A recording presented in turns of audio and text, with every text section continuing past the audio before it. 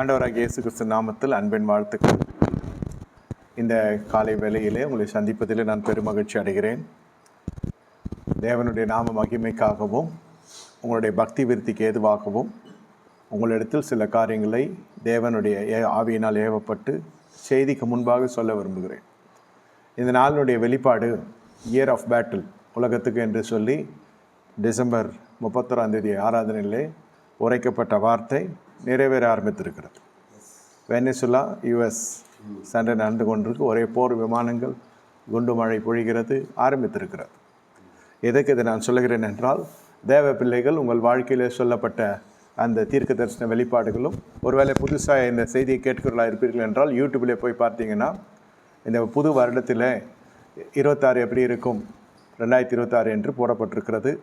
உலகத்திற்கும் தேவனுடைய ஜனங்களுக்கும் ஆங்கிலத்தில் இருக்குது, தமிழில் இருக்குது. போய் பார்த்து அந்த தேவனுடைய வெளிப்பாடு தேவ ஜனங்களுக்கு வருகிற வேலையில் நீங்கள் அதை சுதந்திரிக்க வேண்டும் என்றால் அதை உரிமை பாராட்ட வேண்டும். உரிமை பாராட்டாமல் சுதந்திரிக்க முடியாது. விசுவாசித்தால் தான் உரிமை பாராட்ட முடியும். தேவ வார்த்தை உங்களுக்கு விசுவாசத்தை கொடுக்கும். ஆகையால் இது ஆரம்பித்திருக்கிறது. இனிமேல் எல்லா வெளிப்பாடும் நடக்கும் அவருடைய வேலையில். அதே சமயத்தில் தேவனுடைய பிள்ளைகளுடைய வாழ்க்கையில் வருகிற ஆசீர்வாதங்களும் தடையில்லாமல் இனி வருகிற நாட்கள் நடக்க போகிறது. அல்லேலூயா. இப்போது எதுக்கு இதை சொல்லுகிறேன்னா, உங்கள் வாழ்க்கையில் விசுவாசம் இன்னும் அதிகரிக்கணும்.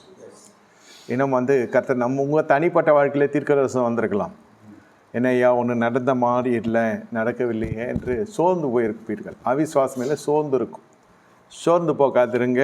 உங்களை குறித்த திட்டம் நிறைவேறும். அதுவரை கர்த்தர் உங்களை விட்டு விலகுவதும் இல்லை, உங்களை என்று கைவிடுவதும் இல்லை. அவருடைய வழியிலே வந்து விட்டால் போதும். ராஜ்யத்தை தேடினா போதும், இது எல்லாம் நமக்கு கூடவே கூட்டி கொடுக்கப்படும் என்று ராஜ்யம் என்று சொல்லி பிரசங்கித்தேனோ அன்றிலிருந்து ராஜ்யத்தினுடைய வல்லமை விசுவாசோட வாழ்க்கையில் இறங்கி கொண்டிருக்கிறது. என் தனிப்பட்ட குடும்பத்தில் இறங்கி கொண்டிருக்கிறது, ஊழியத்தில் இறங்கி கொண்டிருக்கிறது. இந்த நாளுக்குரிய தேவனுடைய செய்திக்குள்ளே நாம் கடந்து செல்ல போகிறோம். இது தேவையா என்பது தான் இந்த நாளினுடைய செய்தியினுடைய தலைப்பு. இது தேவையா? இது தேவையா? மனசாட்சி இந்த செய்திக்கு பிறகு கேட்க வேண்டும். அதுதான் இந்த செய்தி. காலையிலும் இருக்கும், சாயந்தரமும் இருக்கும். பகிர்ந்து நம்ம சொல்லுவோம் இல்லையா, பாதி பார்ட் 1 பார்ட் 2. இப்பொழுது ஆவிக்குரிய வாழ்க்கையில் வளர இருக்கிறதற்குரிய ரகசியங்கள் தான் இது. கர்த்தரை ஏற்றுக்கொள்ளுகிறோம், விசுவாசிக்கிறோம், ஞானஸ்நானம் எடுக்கிறோம், திருவிருந்து எடுக்கிறோம், தசமபாகம் காணிக்கை செலுத்துகிறோம். இதோடு நின்று விடாது. ஆவிக்குரிய பயணம் இது வெறும் அடிப்படை காரியம்தான். இதிலிருந்து நீங்கள் என்ன செய்ய வேண்டும் என்றால், ஆவிக்குரியவர்களாக எப்பொழுது உங்களை மாற்றுகிறீர்கள், ராஜ்யம் எதை விரும்புகிறது என்று அறிகிறது தான் ஆவிக்குரியவர்களுடைய ஞானமாக்கும். தேவராஜ்யம், கர்த்தருடைய ராஜ்யம், அங்கே தான் நம்ம போக வேண்டும். அதுக்கு தான் இவ்வளோ பாடுகள், இவ்வளோ போராட்டங்கள், இவ்வளோ ஊழியங்கள்லாம் நடக்கிறது. ஊழியம் என்பது இன்று வணிகமயமாகி விட்டதெல்லாம் சொல்கிறாங்க இல்லையா, அதுக்கு பல காரணங்கள் இருக்கிறது. வணிக மயத்துக்கு சொல்ல ஊழியம் துவங்கப்பட்டதுக்கு மூல காரணம் என்னென்னா, ராஜ்யத்தில் நம்ம பங்கேறிய வேண்டும், தேவராஜ்யத்தில் நாம் சேர்க்கப்பட வேண்டும், வருகையில் கைவிடப்படக்கூடாது. இதுதான் எல்லா ஊழியங்களையும் ஆரம்பிக்கிறதுனோட தரிசனம் நோக்கம். 1000 பேர் 1000 சொன்னாலும் இதனுடைய அடிப்படை அஸ்திபாரக்கல் என்னவென்றால், கெட்டு போகிற ஜனங்கள் ரட்சிக்கப்படுறதுக்கு சுவிசேஷ ஊழியமும், ரட்சிக்கப்பட்ட ஜனங்கள் சபையில் சேர்க்கப்படுறதுக்கு வருகைக்கு ஆயத்தப்படுறதுக்கு தான் இந்த 2 ஊழியங்கள். இந்த 2 ஊழியத்துக்கு ஒத்தாசையாக வருகிறது தான் மற்ற ஊழியங்கள் எல்லாம். தீர்க்கதரிசனம் உரைக்கிறதா இருக்கட்டும், சுகமாக்குற ஆராதனை நடத்துகிறதா இருக்கட்டும், அற்புதங்களை கொண்டு வரதா இருக்கட்டும், பேச்சு சத்துவத்துகளாக இருக்கட்டும், நவமான பாஷைகளை பேசி எல்லா காரியங்கள் எல்லாம் உங்களுக்கு 9 வரங்கள் கிரியை செய்ததுடைய பின்னணி சபை நிரம்பி வழிய வேண்டும், தேவராஜ்யத்தில் ஜனங்கள் வர வேண்டும். சுவிசேஷத்தில் ஒரு விதமாக கர்த்தர் பயன்படுத்துகிறார், போதகர்களை ஒரு விதமாக கர்த்தர் பயன்படுத்துகிறார். சுவிசேஷத்தில் ரட்சிக்கப்பட்ட ஜனங்கள் அனுதினம் சபையில் சேர்க்கப்படுகிறார்கள். சபையில் சேர்க்கப்பட்டதும் அதோடு முடிந்து விட்டது என்பதல்ல, அதிலிருந்து தான் துவக்கமே ஆரம்பிக்கிறது. இப்போ மறுபடியும் சுவிசேஷ ஊழியத்துக்கு நம்ம போகலாமான்னு கேட்டால் சபையோடு கூட இணைந்து போகலாம். அந்த சுவிசேஷ ஊழியம் என்ன ஆகும் என்று கேட்டால், இன்னும் புது ஆத்துமாக்களால் கர்த்தர் நிறைப்பார். அவர்கள் இல்லாமல் இவர்களில், இவர்கள் இல்லாமல் அவர்களே. அதை தான் சொல்லப்படுகிறது. ஒரு சரீரத்தில் எப்படி ஒவ்வொரு அவையும் ஒன்றோடு ஒன்று தொடர்புடைய இருக்கிறதோ, அதே போல் ஒவ்வொரு ஊழியங்களும் ஒவ்வொரு அழைப்பும் ஒன்றுக்கொன்று தொடர்புடையாக இருக்கிறது. ஒவ்வொரு அழைப்பும் நல்லா புரிந்து கொள்ளுங்கள், ஒவ்வொரு ஊழியமும் ஒன்றுக்கொன்று தொடர்புடையது என்று சொல்ல முடியாது. ஒன்று வடக்க பார்த்துருக்கும், ஒன்று கிழக்க பார்த்துருக்கும். அதான் ஒன்றோட ஒன்று ஒத்து போகாது. ஊழியங்கள் இல்லை, ஊழியர்கள் அல்லது ஊழியங்கள் எல்லாரும் தன்கிட்ட இருக்கணும்னு எல்லாருக்குமே பொதுவான ஒரு ஆசை இருக்கும். என்கிட்ட இருங்க, என்கிட்ட இதை விட்டு போகக்கூடாது அப்படின்னு. அதல்ல தேவனோட திட்டம். நீங்கள் வருகிறது நோக்கம் என்னவென்று கேட்டால் வருகையிலே எடுத்துக்கொள்ளப்படும்.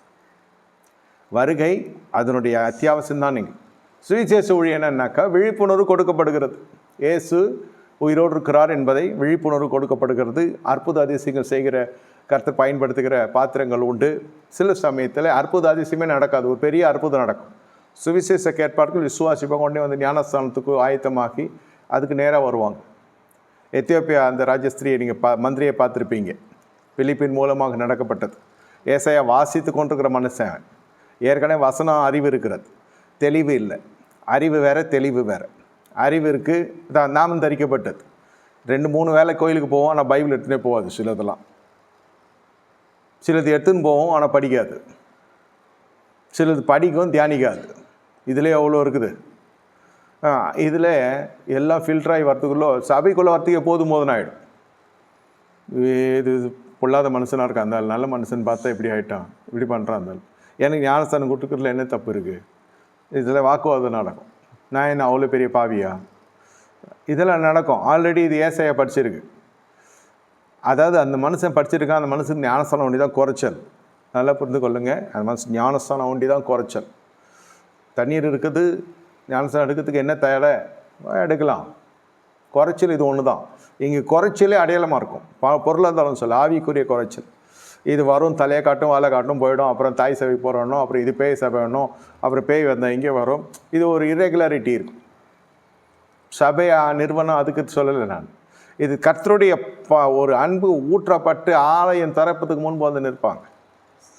ஆலயத்தின் வாசலை நான் காத்திருக்கிறேன், ஆலயத்தின் வாசலை காத்திருக்கேன். அது பூட்டி இருந்தாலும் பரவாயில்ல, அது பூட்டி இருந்தாலும் பரவாயில்ல, அதை திறந்து ஆலயத்தின் வாசலில் வந்து காத்திருப்பாங்க. இது ஒரு பகுதி. ஏன் நான் அது சொல்கிறேன்னாக்கா, அப்போது அந்த ஞானஸ்தானம் கொடுக்கறதுலையும் அர்த்தம் இருக்குது. சரி, கொடுக்கப்பட்டதுக்கு என்ன? இதான் அந்நிய பாஷை வரைக்கும், அல்லது தசபாகம் வரைக்கும், அல்லது திருவிருந்து வரைக்கும், சபைக்கு போக்குவரத்துமாக இருக்கிறது வரைக்கும் என்பது அல்ல. அதிலிருந்து ஆரம்பிக்கப்படும். இப்பொழுது நாம் தான் கொஞ்சம் பார்க்கணும் எதெல்லாம் நமக்கு தேவை. இந்த ஆண்டு மற்ற ஆண்டுகள் போல் இருக்காது. ஜனவரியிலிருந்தே உங்கள் ஆசீர்வாதம் உங்கள் கதவுகளை தட்டப்போகிறது. இப்போ எதுக்கு இந்த செய்தினாக்கா, இது ஆயத்த செய்தி. உங்களை ஆயத்தப்படுத்திக்கணும். சில சமயத்தில் ஆசீர்வாதம் வந்த உடனே விழுந்துருவாங்க. நிறைய பேர் நீங்கள் பார்த்துருப்பீங்க, பணம் வந்ததும் மாறிவிட்டார்கள் என்று உலக நடையிலே சொல்லுவாங்க. அதுக்கு அவன் பல காரணங்கள் சொல்லுவாங்க. ஏம்மா அந்த மாற்றத்துக்குரிய சில காரணங்கள் சொல்லுவாங்க. அது இப்போ முக்கியம் இல்லை. சொல்ல வர கருத்து என்னென்னா, இந்த தேவன் நம்மை சில மறுரூபத்துக்கு நேரி நடத்துவதற்கு முன்பு நமக்கு மன மாற்றங்கள் தேவை. மனம் திரும்புதல் உண்டாகி தான் இங்கே வந்திருக்கிறீங்க. இப்பொழுது மனம் திரும்புதலிலே பூரணமாகும். திரும்பின மனம் மறுபடியும் திரும்பும். அன்றைக்கி மனம் திரும்பிச்சு நல்ல கொள்கையோடு, நல்ல ஒரு உடன்படிக்கையோடு. இப்போ மறுபடியும் அந்த உடன்படிக்கை கொஞ்சம் ஆண்டுகள் பழதும் மறுபடியும் பின்வாங்கும். எல்லாம் மறந்துடும். அன்றைக்கி நீங்கள் வந்த பொழுது இருந்த ஜனங்கள் பூமியில் போத்துக்கிற கூட சுத்தமாக இருக்க மாட்டாங்க. உங்களை கிறிஸ்துக்குள்ளே நடத்துறது யாரும் கேட்டால் அந்த மனுஷன் பரலோகத்தில் இலைப்பாரி கொண்டிருப்பாங்க. மனுஷனோ மனுஷியோ ஊழியங்களோ. இது யாருமே இப்பொழுது மெய்ப்பனற்ற ஆடுகளாக இருக்கும். கேட்பார் மேய்ப்பார்ல. யோசுவா இருக்கிற வரைக்கும் பயபக்தி இருந்தது. அந்த அபிஷேகத்தினுடைய வல்லமை இஸ்ரவேல் புத்திரர் பயந்தாங்க. பயந்தாங்கன்னே எழுதப்பட்டிருக்கு. மோசே கண்டு பயந்தாங்க. காசு வாங்கிடுவாரோ தசமம் கேட்டுருவாரோன்னு இல்லை, அது ஒரு தேவ பயம். ஒரு ஊழியக்காரன்ட்டு அவ்வளோ உத்தமமும் உண்மையும் இருக்கிற பட்சத்தில் இந்த தலைமையில் இருப்பதற்கு இதை ஸ்லாக்கியன்னு நினைச்ச காலம் அது. அதுக்கப்புறம் பார்த்தீங்கன்னாக்கா அவங்க தேவ பயம் அவர்களை விட்டு போச்சு. அதோடு எல்லா அநீதிகளும் உள்ளே வர ஆரம்பிச்சிச்சு. நியாயாதிபதிகள் புஸ்தகத்தில் பார்த்தீங்கன்னாக்கா இது ஒரு பக்கம் யெகோவா தேவன் இருப்பார், இன்னொரு பக்கத்தில் பார்த்தீங்கன்னாக்கா எந்தெந்த இனத்தில் அவங்க பெண் எடுக்கிறாங்களோ பிள்ளை எடுக்கிறாங்களோ அந்தந்த வழிபாடுகளுக்குரிய வணக்கத்துக்குரிய காரியங்களும் காணப்படும். அவர்களுடைய ஆராதனை. என் சாமியை நான் கும்பிட்டுக்கிறேன், உன் சாமியை நீ கும்பிட்டுக்கோ இப்போ சொல்கிறாங்க இல்லையா. சிலர் சரி நீ கல்யாணத்துக்கு வரீங்க தான் ஞானஸ்தானம் எடுப்பேன். ஒரு அம்மா என்கிட்ட சொல்லிச்சு. என்கிட்ட சொல்லிச்சுன்னா புரிஞ்சுக்கோங்க. என்ன சொல்கிறத பார்த்து அப்புறம் பயப்பட போகிறீங்க. கல்யாணத்தை நீ தான் ஞானஸ்தானம் எடுப்பேன், மற்ற நாளாக நான் என் சாமியை நான் கும்பிட்டுக்குவேன். இது ஒன்று சம்மதமாக. அந்த பிள்ளையாண்ட என்ன சொல்லன்னு தெரில. அவன் என் நம்பரை கொடுத்து விட்டான். அவன் கொடுக்கல, உஷாரா. அவன் கொடுத்ததானே தெரியும். அவன் எப்படி கொடுப்பான் என் நம்பரை? அவன் அண்ணன் யாரோ எடுத்து கொடுத்துட்டான். இது பிடிக்கல, அந்த திருமணம் பிடிக்கல அவங்களுக்கு, என் நம்பர் எடுத்து கொடுத்துட்டான். அந்த பாப்பா எனக்கு ஃபோன் பண்ணிச்சு, ஐயா நான் இந்த மாதிரி சொன்னேன். ஆனஸ்ட் கேர்ள், அது ஃபெய்த்ஃபுல் கேர்ள், உண்மையான பெண்மணி. அழகாக கூப்பிட்டுருவாங்க, ஐயா இதெல்லாம் எனக்கு நம்பிக்கை இல்லை, கல்யாணம் ஒன்றிக்காக நான் ஞானம் சாப்பிட்டுக்கிறேன், உங்கள் நம்பர்லாம் கொடுத்தாங்க, நீங்கள் தான் அந்த மாதிரி நினச்சிச்சு, நான் தான் கல்யாணம் பண்ண போகிறேன், கல்யாணம் நடத்தி வைக்க போகிறேன் பாஸ்டர் போலுதுன்ட்டு எடுத்து சொல்கிறாங்க. அதனால் அப்புறம் வந்தாலும் என்னெல்லாம் இந்த மாதிரிலாம் பண்ண எனக்கு பிடிக்காது சொல்லிட்டேன், இப்போயே சொல்லிட்டேன். அப்புறம் வந்து என்னை அதெல்லாம் பண்ண பிடிக்காது, நீங்கள் வரலாம் போகலாம் அந்த மாதிரி சொல்லுது, நீங்கள் வரலாம் போகலாம் வீட்டுக்கு. நானும் அதே மாதிரி உங்களுடைய ப்ரேயர் ஆளுக்கெலாம் வருவேன், போவேன். ஆனால் என் சாமி நான் கும்பிட்டுவேன், எங்கள் வீட்டுக்கு வந்தோன்னே இந்த சைடு எங்கள் சாமி இருக்குன்னு பார்த்து நீ எதுவும் சொல்லக்கூடாதுன்ட்டு அந்தம்மா சரின்ட்டு எல்லாம் கேட்டு, இதில் ஒன்றும் பிரச்சனை இருக்கா இல்லையா அது சொல்லுங்கண்ணா. ஆமாம் பிரச்சனை இருக்குது. அதோடு போனது தான், இந்த பக்கம் வரல, என்ன ஆச்சோ தெரில. இல்லை ஏன் சொல்கிறேன்னா, அந்த மாதிரி ஆயிடுச்சு. நியாயாதிபதிகள் புஸ்தகம் காலத்தில் இருந்தது போல் இன்று நடந்து கொண்டிருக்கிறது. இதெல்லாம் வந்து இங்கே தேவையான்றதுக்கு காரணம் இதுதான். இது தேவையா? சரி, இப்போ அபிஷேகம் பெற்றாச்சு, அபிஷேகம் பண்ணப்பட்டு வனாந்தரத்தில் ஜாலியாக இருக்கும். இது சத்தியமான வார்த்தை. வனாந்தரத்தில் இருக்கிற வரைக்கும் ஜாலியாக தான் இருக்கும். அது ஒரு பிரச்சனை பெருசாக இருக்கும், ஒரு பண பிரச்சனையோ நோயோ, அதோடு கடங்காரன் டாக்டரு இல்லை ஃபிசியோதெரப்பி. என்ன ஃபிசியோதெரப்பின்னா என்ன, எலும்பு முறிஞ்சி இப்போ கட்டப்பட்டுனா அப்சர்வேஷன், அப்போ டாக்டர் ஆர்த்தோ போயாச்சு, இப்போ ஃபிசியோ வந்துடுச்சு. இவ்வளோ தான் நமக்கு பிரச்சனை. இல்லை பணம், ஒரு லோன் போச்சுன்னா 100 லோன் பணம், இல்லை உடல் நல்ல பிரச்சனை, இல்லை கோர்ட்டு கேஸு, டைவர்ஸு, இல்லை சொத்து தவிர, இவ்வளோ தான் சிறை இருப்பு, இவ்வளோ தான். ஜாலியாக இருக்கும். ஆனால் அந்த இடத்துல ஹாப்பியாக வாழும். ஏன்னா நல்லா வாழ்ந்து ஆழமாக போயிடுச்சு வளர்ந்துடும். ஃபஸ்ட் டைம் தான் பயமாக இருக்கும் போலீஸ் ஸ்டேஷனில் கூப்பிட்டா. அடுத்து போகிறப்போ போலீஸ்கார்கிட்டே இவன் சொல்லணும், நான் தெரியாதா இவன் சொல்லுவான், போலீஸ்காரங்களை கூப்பிட்றேன் 10 மணி தான் வருவா ஐயா, 8 மணி தான் வருவார், ரவுண்ட்ஸ் எல்லாம் போயிருப்பார்.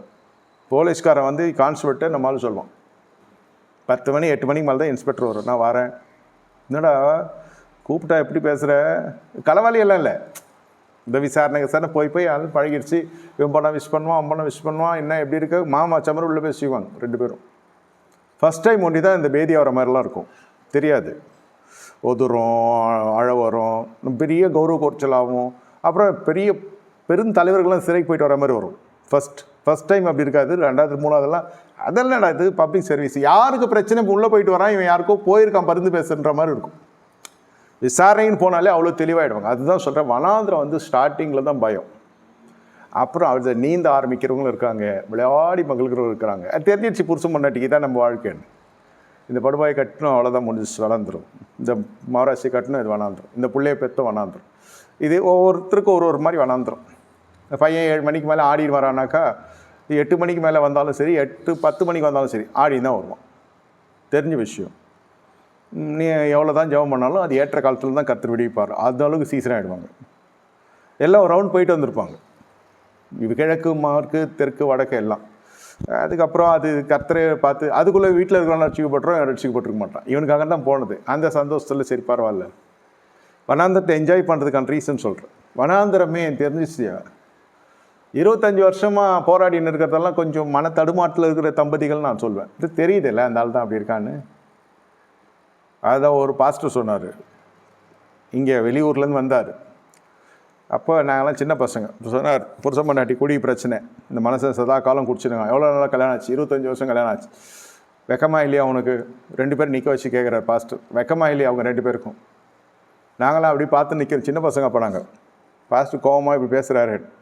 அந்த ஆளை கூப்பிட்டு சொன்னார், ஒன்று நீயாவது அந்த பொம்பளைக்கு இதை பழக்கம் பண்ணியிருக்கணும், என்ன நீ குடிக்கிறத அதுக்கு பழக்கம் பண்ணியிருக்கணும்.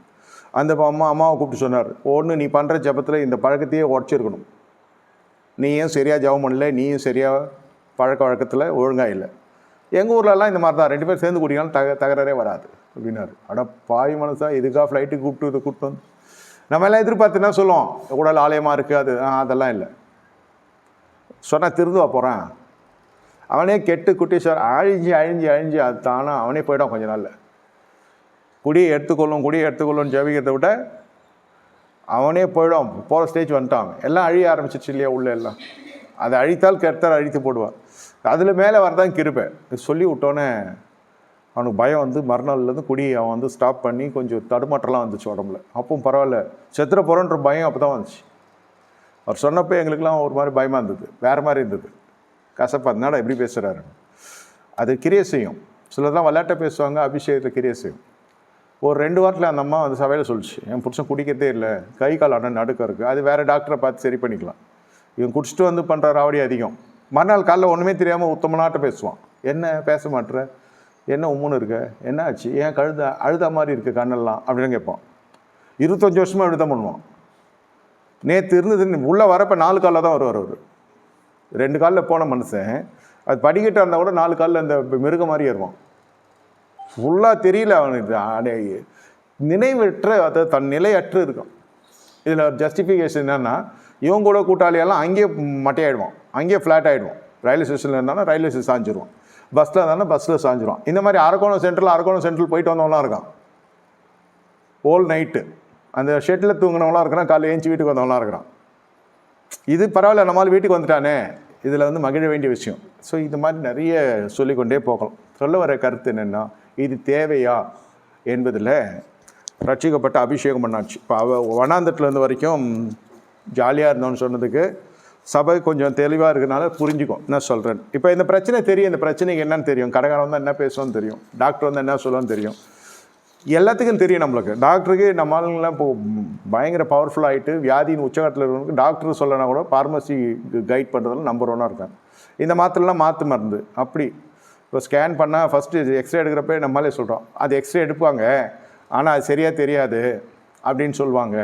ஒரு ஆப்ரேஷன் பண்ணோம் அதுக்கு இத்தனை 1000 ஆகும்னுவாங்க, அதுக்கு 4000 கொடுத்து எம்ஆர்ஐ சிடி ஸ்கேன் எடுத்துக்கோ, 40,000 கொடுத்து ஆப்ரேஷன் பண்ணி சிடி ஸ்கேன் எடுத்துக்கோ, அதில் பார்த்தா சொல்லிடலாம் தெரியுமா, இல்லை நேரம் ஆப்ரேஷன் பண்ணால் ரொம்ப சரி, நம்ம ஒரு 4000 கொடுத்து சிடி ஸ்கேன் எடுப்போம்.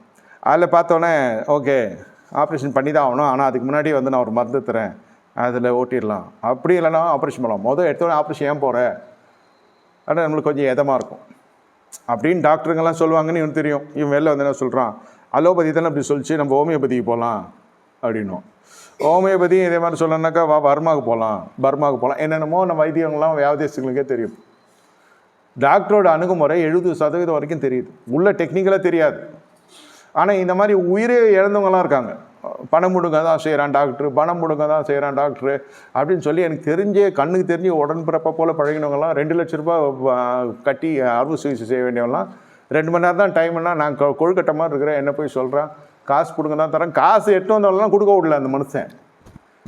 அப்புறம் இங்கே மயங்கி விழுந்தான், நானாக்கா தொட்டு பார்த்தா போயிடுச்சு ஜீவன். இதெல்லாம் கண்ணு நண்டு கோராமைகள். கையில் காசு இருக்குது, டாக்டர் இருக்கார், ஏறி படுத்தா பண்ணுற போகிறான், 2 லட்சம் போனால் போகுது.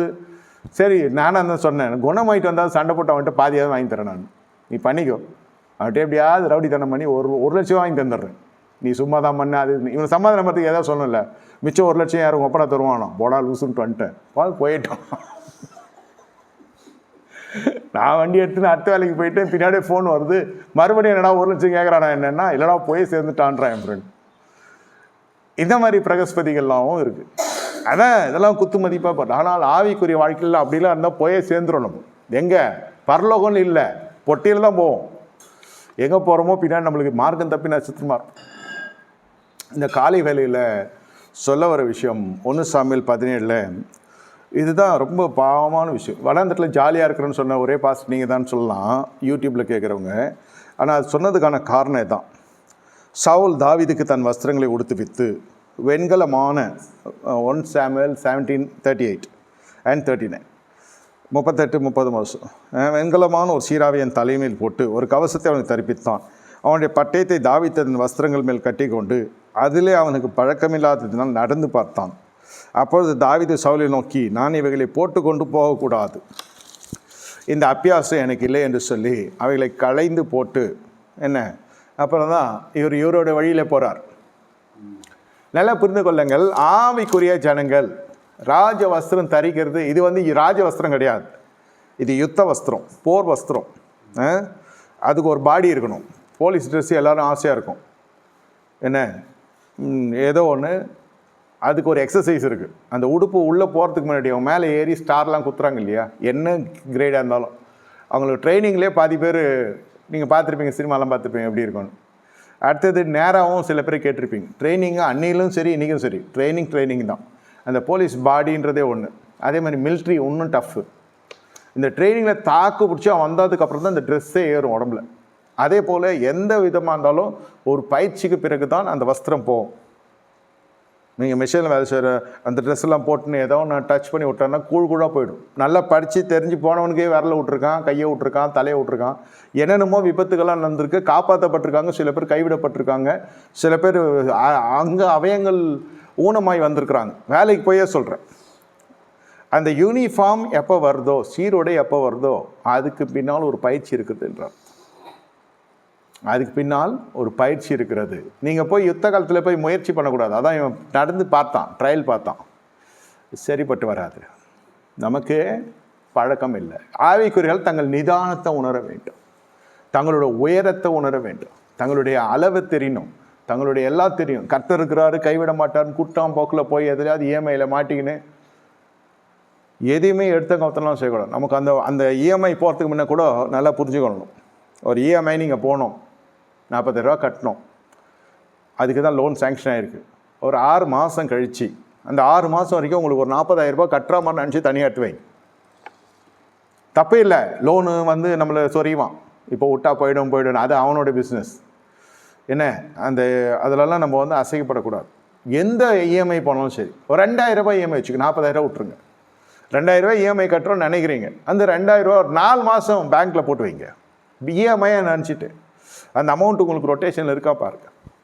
15,000 ரூபாய் இஎம்ஐ, 15,000 ரூபா 4 மாதம் போட்டு வைங்க. என்ன அது எடுக்காதீங்க. என்ன 4 மாதம் போட்டால் 60,000 ரூபாய் ஆகிடும்.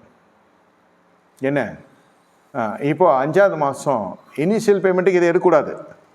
இந்த 60,000 அப்படியே இருக்கணும். இப்போ இனிஷியல் பேமெண்ட்டு அவன் சொல்லுவான், இனிஷியல் பேமெண்ட்டுக்கு நீங்கள் ரெடி பண்ணி தான் போகணும், இதை தொடாது போகணும், இது அப்படியே இருக்கணும், சேஃப் கார்டில் இது அப்படியே ரிசர்வில் இருக்கணும். இப்போ நீங்கள் இஎம்ஐ கட்டிக்கலாம். ஏன்னா உங்களுக்கு ஒன்று ரொட்டேஷனில் அந்த மணி இருக்குது, சைக்கிளில் இருக்குது, மூமெண்ட்ஸில் இருக்குது, பெரிய பணம் இல்லை. நீங்கள் இனிஷியல் பேமெண்ட் ஒண்டி கட்டிட்டு இஎம்ஐக்கு நீங்கள் போட்டு வாங்கணுன்ற தைரியத்தில் போய் மாட்டிங்கன்னா, உங்களுக்கு சப்போஸ் கட்ட முடியலனாக்கா ஒரு 3 மாதம் போச்சுன்னா அவன் மட்டும் தான் தூக்கின்னு போய்டும். காராக தான் தூக்கின்னு போய்டும், என்பி ஆகிடும் அக்கௌண்ட். ஹவுசிங் அந்த பர்சனல் லோனாக இருந்தால் பிரச்சனையே இல்லை, உட்காந்துருவான். அவன் சாப்பாடு கட்டின்னு தலாணி பாதுகா தான் எடுத்துன்னு நம்ம வீட்டில் உட்காரல. ஆமாம், எங்கே படிக்கட்டில் உட்காருவான், கார் பார்க்கிங்கில் இருக்கும், ஃப்ளாட்டாக இருந்தால். இது மாதிரி எத்தனையோ ஜீவ ஜந்துக்களை நான் துரத்தி விட்ருக்கேன். அக்கம் பக்கத்தில் இருக்கிறவங்களுக்கு பறந்து போயிடுச்சு. இங்கெல்லாம் வரக்கூடாது, அவனு போலீஸில் பிடிச்சி கொடுத்துருவோம், அது இதுன்னு நல்லா நம்ம முடிஞ்ச அளவுக்கு ஏதோ கொஞ்சம் அவனை உதவி விட்டு அவனை துரத்தி விட்டு, நீ உள்ளே வந்தால் நீ அவ்வளோதான், நீ வெளில நில்ல, இல்லை அவனை வெளில கூட்டின்னு போனான், அவனை உள்ளே பதுக்கிடுவாங்க, கொடுத்தவன் வெளில இருப்பான். இது ஓரளவுக்கு பண்ணலாம் ஃப்ளாட்லன்னா. இண்டிவிஜுவல் ஹவுஸில் பக்கத்தில் இதெல்லாம் ஓரளவுக்கு ஃபஸ்ட் எய்டு தான் நான் பண்ணியிருக்கேன். மொத்தம் என்னைக்கு கட்ட தானே ஆகணும் இல்லையா? இந்த மாதிரிலாம் நடந்துருக்கு. இது தேவையா? ஜனவரியிலே நிறைய இந்த புத்தாண்டு சிறப்பு தள்ளுபடின்ட்டு நம்மளை தள்ளுபட போகிறான். பார்த்துக்கங்க. இந்த பம்பரு போன வருஷமே இதை கொடுத்துருக்கணும், உங்களுக்கு ஒரு நல்ல வாய்ப்பு. போன வருஷம் நீங்கள் கார் புக் பண்ணி பைக் புக் பண்ணியிருந்தீங்கன்னா, பைக் வாங்குறோம் வாங்க, கார் வாங்குறோம் வாங்க, வேணாம் சொல்ல. ஒரு உதாரணம் சொல்கிறேன். போன வருஷம் வாங்கியிருந்தீங்கன்னாக்கா 2025 வரும். இப்போ இந்த வருஷம் வாங்கினாக்கா 2026. உங்களுக்கு மாடலும் கிடச்ச மாதிரி இருக்கும், அதே சலுக்கும் உங்களுக்கு 26லும் தரும். நான் பேசுகிறேன் மேலிடத்தில், உங்களுக்கு வாங்கி தரேன்னு. நமக்கு எப்படி இருக்கும்? நம்ம ஜெபம் பண்ணோம், கர்த்தர் எதிர்பாராது செய்கிறார், அது மாதிரிலாம் போய் மாட்டிக்கொள்ளக்கூடாது. தேவையானா இதான் தேவையா?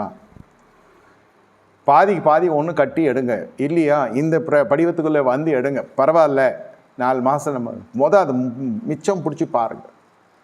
இதில் நீங்கள் நான் ஆசையில் போயிட்டு எதனா பசங்க கேஎஃப்சி கேட்குறாங்க, கெண்டைக்கு சிக்கன், முண்டக்கண்ணி சிக்கன் எதனா வாங்கி கொடுத்தீங்கனாக்கா அது காலியாகிடும்.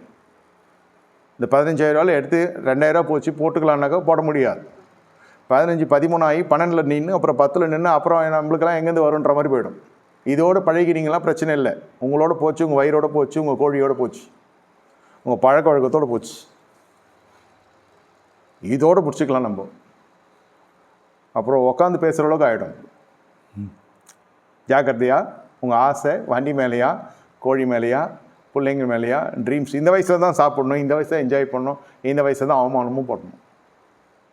இப்படியே இருந்தாலும் சொத்து சேர்க்காது, அப்படி தான் அவங்க செய்வாங்க. தாவீது பார்த்தார். இது மாதிரி போட்டு போயிருந்தாக்கா கோலியாத்திக்கிட்ட தோற்றுருக்கும்.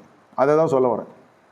கோலியாத்தை ஜெயிக்கிறது தான் எல்லாருக்கும். எப்படி ஜெயிச்சார்னா அபிஷேகம்னு ஒரே வார்த்தை சொல்லிட்டு போகிறேன். அபிஷேகத்தினால கோலியாத்தை ஜெயித்தார். தேவனோட அதுதான் சொன்னேன். வனாந்தத்தில் ஜாலியாக இருந்ததுக்கான ரீசன் அந்த வார்த்தையே வந்து நிறைய பேருக்கு கஷ்டமாக இருக்கும். பாஸ்ட்டுக்கு கஷ்டமே தெரில, அந்த மாதிரி ஒரு பேர் வேறு வந்துச்சு எனக்கு. இப்போ மற்றவங்களோட இப்போ கஷ்டம் தெரில, அவர் லெவல்லேருந்தே பேசுகிறாருன்னு.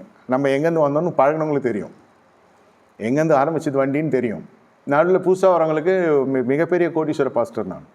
பழைய ஆட்களுக்கு அவர் கண்ணீரே விட்டுருவாங்க. என்னை பார்த்தா இப்படி இருக்கிறீங்கன்னு கேட்டாலே அவங்க கண்ணீர் விட்டுருவாங்க. நான் கேட்டாலே கண்ணீர் விட்டுருவோம். ஏன் சோகம் அந்தளவுக்கு விசனமாயிடுச்சு. சரி, நானே மறந்த விஷயம் கூட ஞாபகப்படுத்தும். உடனே நான் தான் மன்னிச்சுட்டேன் அவனை. அந்த மாதிரி பழகின ஜனங்கள் தெரியும் எங்கேருந்து வண்டி ஆரம்பிச்சது. புதுசாக வரவங்களுக்கு தெரியாது. அதனால் நான் என்ன சொல்கிறேன், இந்த மனுஷன் ஒரு வனாந்தரில் ஹாப்பியாக இருந்தான். ஒரு அடி ஒரு சிங்கத்துக்கு, ஒரு கரடிக்கு ஒரு அடி, நல்ல மாட்டுக்கு ஒரு சூடு, நல்ல மனுஷனுக்கு ஒரு சொல்லுன்னு சொல்லாங்க இல்லையா, அந்த மாதிரி ஒரே அந்த இனத்துக்கே ஒரு அடி. ஒரு சிங்கம் மறுபடியும் வரல. ஒன்று காமிச்ச காட்டில் அடுத்து எந்த சிங்கம் வரல. இன்னொன்று கரடி. இது ரெண்டுத்துக்கும் ஒவ்வொரு மிருகம் வித்தியாசமான மிருகமாக இருந்தாலும் அதுக்கு கொடுத்த அந்த ப்ரெசன்டேஷன் வந்து அது அவனை அபியாசப்படுத்தி அவனை காமிச்சு வெளிப்படுத்தின விதமானது மறுபடியும் அந்த இனமே வரல. எல்லா சிங்கமும் நினச்சிருக்கோம் நம்ம போனால் அந்த அண்ணன் போன மாதிரி தான் நம்மளும் போயிடுவோம். கரடியெல்லாம் சொல்லியிருக்கோம் அந்த அக்கா போன மாதிரி தான் நம்மளும் போயிடும். பொல்லாத மனுஷாமே, அவன்கிட்டே போக முடியாது. இனத்துக்கே இந்த குண்டகத்தை விளைவிச்சிட்டா. ஒரு சாம்பிள் போச்சு, திரும்பி வரல.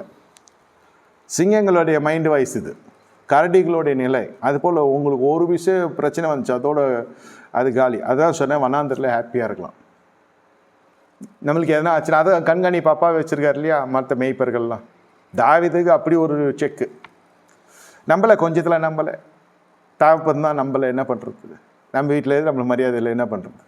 நம்ம புருஷனே நம்மளை மதிக்கலை, நம்ம பொண்டாட்டி நம்ம மதிக்கலை, நம்ம பசங்க நம்ம மதிக்கலை. என்ன தான் நம்ம அதுக்கு தற்கொலை பண்ணிக்க முடியுமா? அந்த மாதிரி சீசன் ஆகிட்டு அப்படியே போதும். இந்த டிவி போய் பாருங்கள், ஒன்றும் ஆனால் டிவி நீங்கள் ஆன் பண்ணுங்கள், நியூஸ் கேட்க விடாதுங்க பசங்க, நியூஸ் கேட்கக்கூடாது. அப்போ தான் என் ஒய்ஃப் வந்து ஒரு சீரியல் வையணும். நம்மளாம் படம் எடுக்கிற பாஸ்டருங்க, அதனால் நீங்கள் டிவியெல்லாம் அதெல்லாம் எடுத்துக்காதீங்க. என்னடா அது சினிமா பார்க்குறா அப்படின்னு. வெரி ப்ராக்டிக்கல் பாஸ்டர் நான்.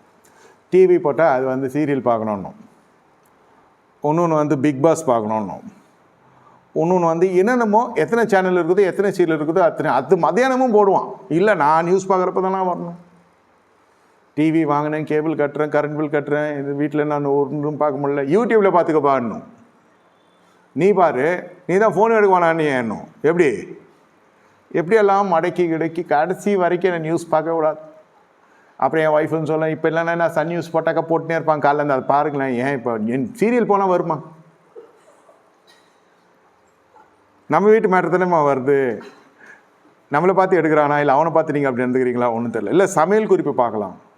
இது மாதிரி ஒரு பெண்கள் ஒரு கூட்டம் இருக்கும். சமையல் குறிப்பு வரப்போ பார்த்தீங்கன்னா ஸ்கூலு நம்ம சர்ச்சில் வந்து பண்ணுற மாதிரியே பண்ணுவாங்க. எப்படி நீங்கள் நோட்ஸ் எழுதுறீங்க பிரசங்கத்தில், அதே மாதிரி உட்காந்து எழுதுவாங்க. ரவை இது எல்லாம் பக்கத்தில் ஒன்று சொல்லும், சாப்பிட்டு அது சொல்லும், ரொம்ப நல்லா இருக்குது செஃப், நல்லா இருக்குது. யாருக்கு தெரியும் அது சொல்லுது? அது இங்கே வந்து செஞ்சேன், அவன் சொன்ன மாதிரி தான் செஞ்சேன். இது அதே தான். இது ஒன்றும் இந்த மாதிரி செஞ்சு மொக்கையிடும் பாவம் சில பெண்மணிகள். சில செய்யவே செய்யாது. புக்கு ஒண்டி எழுதி வச்சுக்கோ டைரியில், செய்கிற மாதிரியே எழுதுங்க, செய்யாது. எதையோடு எழுதி வச்சுக்க. ஏதாவது ஒன்று செய்யணும்னா பயம், இதே மாதிரி எதனா கிண்டல் பண்ண போகிறாங்க, சரியாக வரலன்னா என்னது அப்படி இப்படின்ட்டு. ஆனால் அந்த டைம் பார்த்தீங்கன்னா டெடிக்கேட்டடாக இருக்கும். சமையல் குறிப்பிலேயே இருக்கும். சீரியல் பார்க்குறதுலேயே இருக்கும். அதே பார்த்துட்டு வந்து வீட்டில் சண்டை போடுறதும் இருக்குது. இல்லை சமையல் குறிப்பு பார்த்துட்டு வந்து அதே மாதிரி சமையல் செய்கிறது ஒன்றும் இல்லை. நியூஸ் கேட்டு என்ன பண்ண போகிற அப்படின்னு மற்ற தட்டி பேசுகிறதும் இருக்கும். இந்த மாதிரி நிறைய விஷயங்கள் இருக்குது. எதுக்கு நான் இதெல்லாம் சொல்கிறேன்னா, இதெல்லாம் பழகின விஷயம். 7 மணி ஆனால் சில வீட்டில் சண்டை வரும், எனக்கே தெரியும். ஏன்னா அப்போ தான் அந்த மனுஷன் வந்திருக்கான்னு அர்த்தம். அவன் வந்தானே பெரிய ஆஃபீஸர் மாதிரியே, என்ன எல்லாம் எப்படி இருக்குது, கார்பரேஷன் ஆஃபீஸரே நீ வீட்டுக்கு தானே வந்திருக்கேன், இது அப்படி இருக்குது, அது அப்படி இது, ஏன் சுத்தமாக இல்லைன்னு. நம்ம வீடுறாது, நம்ம பொண்டாட்டி, நம்ம பொண்ணு, நம்ம பசங்க எல்லாம் நம்ம பழகின இது தானே. இது கட்டி 25 வருஷம் ஆகுது. இது எப்படி இருக்குன்னு தெரியாது. சீசன் ஆவானா கொஞ்சமாவது இது ஏன் அப்படி இருக்குது, அது ஏன் அப்படி இருக்குன்னு பெரிய ஒரு மாதிரி பண்ணும். அது 7 மணி நேரம் சண்டை வரும், 7:30 மணிக்கு அடங்கிடும். அதுக்குள்ளே இவருக்கு பசி வந்துடும். அந்த மாதிரி 2 சப்பாத்தி சுட்டுக்கலாம். இவர் நான் டேஞ்சர் ஆகிடுவார். இவர் ஆம்புலன்ஸில் போவார். இவர் பைக்கில் இந்த மகாராஷ்டிரன் வாலிபன் மாதிரி. அப்போ 2 சப்பாத்தி கொடுத்தாலும் இந்த கோவம் அடங்கிடும். அது முடிச்சிடும். 7:30 முடிச்சிடும். நியூஸ் மாதிரி இது 7லேருந்து 7:30 வரைக்கும் சண்டை நடக்கும் அந்த வீட்டில். இந்த மாதிரி நம்மளுக்கே சில விஷயம் தெரியும். அது மாதிரி வனாந்திரனால நமக்கு தெரியும். இவ்வளோதான் விஷயம். அதுதான் அந்த ஜனங்க கொஞ்சம் பேர் தப்பிச்சாங்க. மன்னா, அவ்வளோதான் மன்னா. எப்போ முடியும்னு கேட்டால் அவ்வளோதான். பாரு அவன் பாம்பு கடிச்சு செத்தான், அவன் பாரு வாதை குடிச்சு செத்தார், கம்முன்னு மேலே அந்த டாபிக் பற்றி எடுத்தால் அவ்வளோதான். ஒன்று தின்னு இருந்தால் இரு, இல்லை செத்து தொலைட்டா சாவு. நீ மண்ணான்னா செத்துருவே நீ. சரின்ட்டா அப்படி கொஞ்சம் பேர் அந்த மாதிரி தான் ஆகுனா எல்லாம் போய் சேர்ந்துட்டான். இப்போ கதவு திறனா கொரோனா வரும்னு ஒரு காலம். எல்லாம் எப்படி இருந்தோம்? மூடின்னு இருந்தோம். இப்போல்லாம் சாவுக்கு பின்னாடி 50 பேர் போயிட்டு அழுதுக்குன்னு ஒப்பாரி வச்சுன்னு தண்ணி போட்டு அப்படி போகிறவன் டான்ஸ் ஆடுவேன்லாம் இருந்தான். இப்போ பார்த்தா 50 பணம் போது 2 பேர் போகிறான் பின்னாடி. அது சுகாதார ஊழியத்தான் போகிறான். பெத்த பசங்க காணும். பையன் போகிறான்னா மருமக வானான்து. உங்கள் அப்பா தான் போயிட்டான்ல, நீயும் போயிட போகிறேன்னு. அதெல்லாம் ஒரு காலம் நம்ம பார்த்தது தான். வனாந்திரம் என்பது நமக்கு பழக்கி விட்டது. என்ன இப்போ இந்த ஜனவரியில் புது அனுபவத்தில் கர்த்தர் நடத்த போகிறார். புது அனுபவம். இப்போ ஜெயிக்கிறதா தோக்கிறதான்றது நீங்கள் எடுக்கிற டெசிஷன் தான். அழகாக ராஜா கிட்ட பேசியாச்சு. ராஜா கிட்ட நல்ல எல்லாரையும் தள்ளி அப்படி போன மாதிரி எல்லா காம்படிஷன்லாம் ஓவர்டேக் பண்ணி கொஞ்சத்தில் நம்மளே சவுல் சைஸு வயசு பின்னணி முன்னணி எல்லாம் பார்க்குறான். ரெக்கமெண்டேஷன் வேறு கிடையாது, பர்ஃபார்மன்ஸ் தான். அது போய் அவனை வெட்டினா தான், யாரை கோலியாத்து தீர்த்து கட்டினா தான் நம்புவான். அதுக்கு முன்னாடி அவன்கிட்ட நம்பிக்கை சம்பாதிக்கணும். அப்போ தான் அந்த சாட்சி சொல்கிறார் தாவீது. ஒரு விசை உண்மையான சாட்சி, ஒரே விசை தான். நீ எத்தனை வாட்டி நான் ஒரு நாளைக்கு 4 வாட்டி 4 சிங்கம் சாவடிச்சேன்னாக்கா எப்படி இருக்கும்? அடிச்சு தள்ள வேண்டிதான். ஆனால் பார்க்க போகிறான். ஒருத்தன் என்கிட்ட வந்து பிரியாணிக்கு தெரியாது நம்மளை பற்றி, பிரியாணிக்கு ஆர்டர் எடுக்கிறான். பாஸ்டர், பெரிய பாஸ்டரு, உங்கள் சபையில் பிரியாணி எனக்கு கொடுங்க, ஆர்டர் கொடுங்கண்ணா. அதெல்லாம் கிடையாது, நானே செஞ்சுருவேன். நீங்கள் செய்கிற மாதிரிலாம் இல்லை. ஏன் பிரியாணியை எம்ஜிஆர் சாப்பிட்ருக்குறாரு சொன்னது என்கிட்ட. நல்லா என்னை விட செம்ம மண்டை டால் அடிக்குது தலை. எம்ஜிஆர் சாப்பிட்ருக்குறாரு என் பிரியாணியை. நான் வேறு சும்மா இல்லாமல் சரி எம்ஜிஆர் சாப்பிட்டோம், எம்ஜிஆர் சாப்பிட்டோன்னு செத்துட்டாரா அப்படின்னு வேறு கேட்டேன். அதெல்லாம் இல்லை, எம்ஜிஆர் விரும்பி சாப்பிட்டாரு என் பிரியாணியை. நாங்கள் இந்த மாதிரி அந்த மாதிரிலாம் அது பின்னாடி பில்டப் நிறைய தெரியாதனமாக என்ன பண்ணேன். ஆதார் ஐடி கொடு, நான் உங்களுக்கு சொல்லி அனுப்புகிறேன். எல்லாம் விசிட்டிங் தானே கேட்பாங்க, நீ ஆதார் ஐடி கேட்குறேன்னு. இந்த மூதேவி 1992 பிறந்துக்குது. எம்ஜிஆர் சேர்த்தது 84. எம்ஜிஆர் சாப்பிட்டாரா பிரியாணி. கூப்பிட்டு கேட்டால் இப்படி எடுத்தால் தான் ஆர்டர் கொடுப்பாங்கன்னு சொல்லி அனுப்பிச்சிருக்கிறாங்க. எவனோ இது எம்ஜிஆருக்கு எனக்கும் பிடிச்சது பிடிக்காதுன்னு இல்லை, அவர் நல்லா எல்லாருக்கும் சாப்பாடு போடுற வல்லல் இல்லையா. அவர் வந்து சாப்பிட்ருக்கிறார். உதயநிதி சாப்பிட்டாருன்னு சொல்ல நம்பலாம். அவனை போயிட்டு அநியாயத்துக்கு எம்ஜிஆர் சார், எம்ஜிஆர் நீ இருக்கிறப்ப நீ உயிரை போறவே இல்லையாடா, நீ எப்படா எம்ஜிஆருக்கு பிரியாணி போட்டு, ஏன்டா இது மாதிரிலாம் பண்ணுற? தலையெல்லாம் பார்த்தா அது இருக்கும், நிறைய வயசு மாதிரி தெரியும். நம்மளோட மெச்சூர்டாகுது மண்டை காட்சியில். அதான் எதுக்கு சொல்கிறேன்னா, இந்த மாதிரிலாம் சொல்லாமல் ஒரே விசை, ஒரே சிங்கம், ஒரே விசை தான் நடந்துச்சு. போயெல்லாம் இருக்கக்கூடாது. பெரிய இடத்துல போக உண்மை அது எல்லாம் பண்ணிட்டு அவன் மேலே வந்திருப்பான். நல்லா புரிஞ்சுக்கொள்ளுங்க. நம்மளுக்கு மேலே எல்லாம் தூக்கி சாப்பிட்டு வந்தவன் தான் மேலே உட்கார்ந்துருக்கிறவன். அவனுக்கு எல்லா கலவத்தனும் தெரிஞ்சு தான் வந்திருப்பான். செய்யலைன்னா கூட தெரிஞ்சிருக்கும். உங்களை போல என்னை போல பலரை பார்த்து விட்டு வந்த மனுஷனாக இருப்பான். அவங்ககிட்ட போய் உண்மைக்கு புறமா சொன்னா கண்டுபிடிச்சிருவான். உண்மையை சொல்லிட்டீங்கன்னா ரொம்ப பெரிய மரியாதை கிடைக்கும். உண்மைக்கு இந்த மாதத்துல மரியாதை அதிகம். உண்மையை சொல்லிட்டீங்கன்னா பிரச்சனை கிடையாது.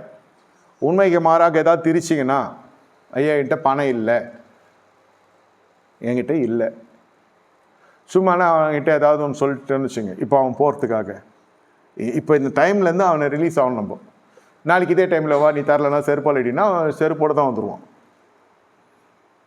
1 மாதம் டைம் கேட்டால் அவன் 1 மாதம் கழிச்சு வருவான். 1 வாரம் டைம் கேட்டால் 1 வாரம் கழிச்சு வருவான். இல்லை அவ்வளோ டைம் தர முடியாதுன்னாக்கா அது அவனுக்கு டைம் சரியில்லைன்னு அர்த்தம். இல்லை சொல்கிறேன், ஏதோ அதான் உண்மையை நீங்கள் சொல்லுங்க. சிச்சுவேஷன் இதுதான், சந்தர்ப்பங்கள் இப்படி தான் இருக்குது, சூழ்நிலைகள் இப்படி தான் இருக்குது. பொய் சொல்ல விரும்பவில்லை, ஏதோ நடந்துச்சு விபத்து சொல்கிறேன். வனாந்திரம் முடிச்சு வெளியே வர்றதுக்கு உண்மை இருந்தால் தான் வெளியே வர முடியும். உங்கள் இடத்தில் என் இடத்து கத்த சத்தியத்தை எதிர்பார்க்கிறார். கேட்ட சத்தியம் இல்லை, உண்மையாக நீங்கள் பேசுங்க. ஏதோ நம்ம பெரிய அதிகாரிகள் இடத்துல பேசுகிற பொழுது உண்மையை சொல்லுங்க. ஐயா இது மாதிரி ஆச்சு, இது மாதிரி ஆச்சு, எனக்கு தெரியவே இல்லை, எனக்கு தெரியாது, என் சூழ்நிலை, என் சந்தர்ப்பம் இந்த மாதிரி நடந்து விட்டது, என்னை களவாளி என்ற பட்டத்துக்குள்ளே வந்து விட்டேன், தெரியல, இந்த பட்டம் நிலைத்திருக்கிறது நிர்மூலம், அது என்கிட்ட தான் இருக்குது, மறுபடியும் அதை செய்யாது இருக்கிறது சொல்லலாம், தப்பு இல்லை. நீ யோகியம்மான்னு கேட்டனா தான் பிரச்சனை. நீ எப்படின்னு தெரியாத எனக்கு, இவர் மாதிரி பேசுகிறாருனா தான் பிரச்சனை. உன்னால் தான் பண்ண முடியலையே, கோலியாத்தை வெல்ல முடியல தானே அறிக்கையிட்ட, பழசாட்டினேன், இப்போ வந்துக்கிற எண்ணி நீ வானான்னா என்ன அர்த்தம்? அப்படி சொல்லியிருந்தால் தாவீதுனா இருக்கும். சவுலுடைய பலவீனத்தில் பயணப்படுகிறது உலகத்தினுடைய வழக்கம். உலகத்துக்கு ஒத்த வேஷம் வேஷம் ட்ரெஸ்ஸை மாற்றி போட்டுக்கிறது இல்லை. எல்லாரும் சிந்திக்கிற மாதிரி சிந்திக்கக்கூடாது. இங்கே ஒரு மிகப்பெரிய ஒரு கிரைசிஸ், மிகப்பெரிய ஒரு தட்டுப்பாடு போய் கொண்டிருக்குது ராஜ்யபாரத்தில். விடிஞ்சா கல்யாணம் மாதிரி விடிஞ்சா போயிடும், ராஜ்யபாரமே சேர்ந்து போயிடும். ரொம்ப பெரிய அசிங்கம் வேறு. இந்த நேரத்தில் தாவீது வர, தாவீதுக்கு அவ்வளோ நேர்காணல் இன்டர்வியூ மாதிரி போயின்னுக்குது. ஏன்னா என்னை நம்பி அனுப்ப முடியாது. மொத்த இஸ்ரேல் ராஜ்யத்துக்கும் ரெப்ரசன்டேட் பண்ணுறான், நேஷ்னல் பிளேயர் மாதிரி இவன் போய் தோத்தானா அப்போ இத்தனைக்கும் படைங்களுக்கெல்லாம் வச்சு சோறு போட்டது, அதுக்கு சீரோட கொடுத்தது, அதுக்கு வரியை வாங்கி அதுக்கு வயிற்று பண்ணது அம்புட்டும் வேஸ்ட்டா? நம்ம நிர்வாகம் என்ன இது, இவன் யாருன்னு பின்னாடி பார்த்தா சரி இவன் வேறு நாட்டிலேருந்து ஏதோ ட்ரைனிங் எடுத்து வந்ததுனால கூட நம்பலாம். சம்மந்தமே இல்லாத என்னதையா பண்ணுறேன்னு கேட்டால் இன்னும் ஹார்ட் அட்டாக் வர மாதிரி சொல்கிறான். நான் ஆடு மேய்த்தவன். நீ அங்கே பார்த்தா ஆடு மாதிரி இருக்குது கோலியாத்தை, அது மாடு மாதிரி வளர்ந்துருக்குது அநியாயத்துக்கு. என்னடா இவன் ஆடு மேய்க்கிறவன் விட்டா நம்ம ப்ரொஃபைல் என்ன வருது, இவனை அக்செப்ட் பண்ணால் நம்மளுக்கு கரையாயிடுமே. எப்படியெல்லாம் இருக்கும் மேலே போக உங்களுக்கு தெரியும் இல்லை, இந்த மாதமே தெரிஞ்சிடும். நம்ம வண்டவாளம் தண்டவாளத்தில் வரும். ஆமாம், இவ்வளோ நாள் ஜெபிச்சிங்க, 25 வரைக்கும் ஜெபிச்சு ஆண்டவரே தாரும், ஆண்டவரே வாசல் தரும், ஆண்டவர் இப்போ திறந்தாச்சு, இப்போ போய் உட்காடுறோம். நீங்கள் நினைக்கிற மாதிரி அப்படியே சோத்திரம்னா அப்படியே அந்த செங்கடல் போய் வனாந்திரம் போய் நின்றோம், அந்த மாதிரிலாம் நினைக்கக்கூடாது. இப்போது நேர்காணலில் என்ன பேசணும், தீர்க்க தரிசனமே நான் சொல்கிறேன். ஒரு பெரிய ஆர்டர் வரப்போகுது, ஒரு பெரிய மனுஷனை சந்திக்க போகிறீங்க, இது மூலம் உங்கள் வாழ்க்கை மாறப்போகுது, வனாந்திரம் மாறப்போகுது, வயல்வெளியை வரப்போகுது. அதான் சொன்ன வனாந்திரத்தில் வந்து ஜாலியாக இருந்த காலம்னு சொன்னது காரணம் இப்போ புரியுதா? மிருகங்களோடு டீல் பண்ண மனுஷன், மனிதர்களே பார்க்காத மனுஷன் தாவீது. பொம்பளை சுத்தமாக பார்த்துல, கேலண்டரில் தான் பார்க்க முடியும். அப்போ கேலண்டர் இருந்தால் என்னன்னு கூட தெரியாது. தனித்து விடப்பட்டிருக்கிறான். கொஞ்சம் ஆடுகள் தான் இருக்குது. அந்த கொஞ்சம் ஆடுகளை மேய்க்கிறதுக்கு மேய்ப்பர் இருக்கான்னு பார்த்தா இல்லை, வேவுக்காரர்கள் அவர்கள். தகப்பனால் நிர்ணயிக்கப்பட்ட மேய்ப்பர்கள் வேவுக்காரர்கள். தாவீது என்ன பண்ணுறான், இந்த 4 மேய்ப்பர்கள் இருக்காங்க, தடி பசங்க, யாரா சிங்கத்தையோ கரடியோ அடித்தாங்கனாக்கா இல்லை, நைஸாக கோத்து விட்டு வந்துட்டானுங்க, நாங்கள் ஜெபம் பண்ண போகிறோன்னு, பிரச்சனைன்னு வரப்போ. இப்போ இவர் தான் எல்லாம் பண்ணிட்டார். இதை போய் தகப்பட்ட சொன்னான்னா சொல்லியிருக்க மாட்டான்.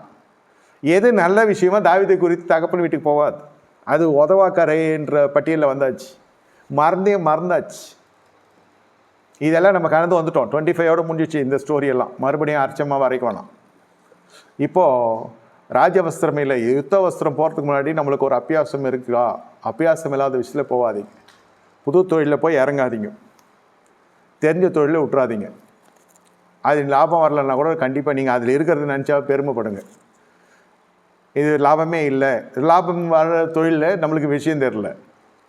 இந்த வயசில் எங்கே போய் வேலைக்கு போயிட்டு அப்புறம் வேலை கற்றுன்னு வந்து சேர்த்துக்குள்ளே நம்மளுக்கு காடு வாவாண்டு வீடு போன்ற சூழ்நிலை ஆகிடும். எல்லாமே 50 வயசுக்கு மேலே ட்ரையல் எரர் பார்க்காதீங்க. ஆமாம், 50 வயசு வரைக்கும் என்ன பண்ணியிருந்தீங்கன்னு எல்லாத்துலேயும் கேட்பாங்க. அப்போ நம்மளுக்கே அசிங்கமாக இருக்கும்.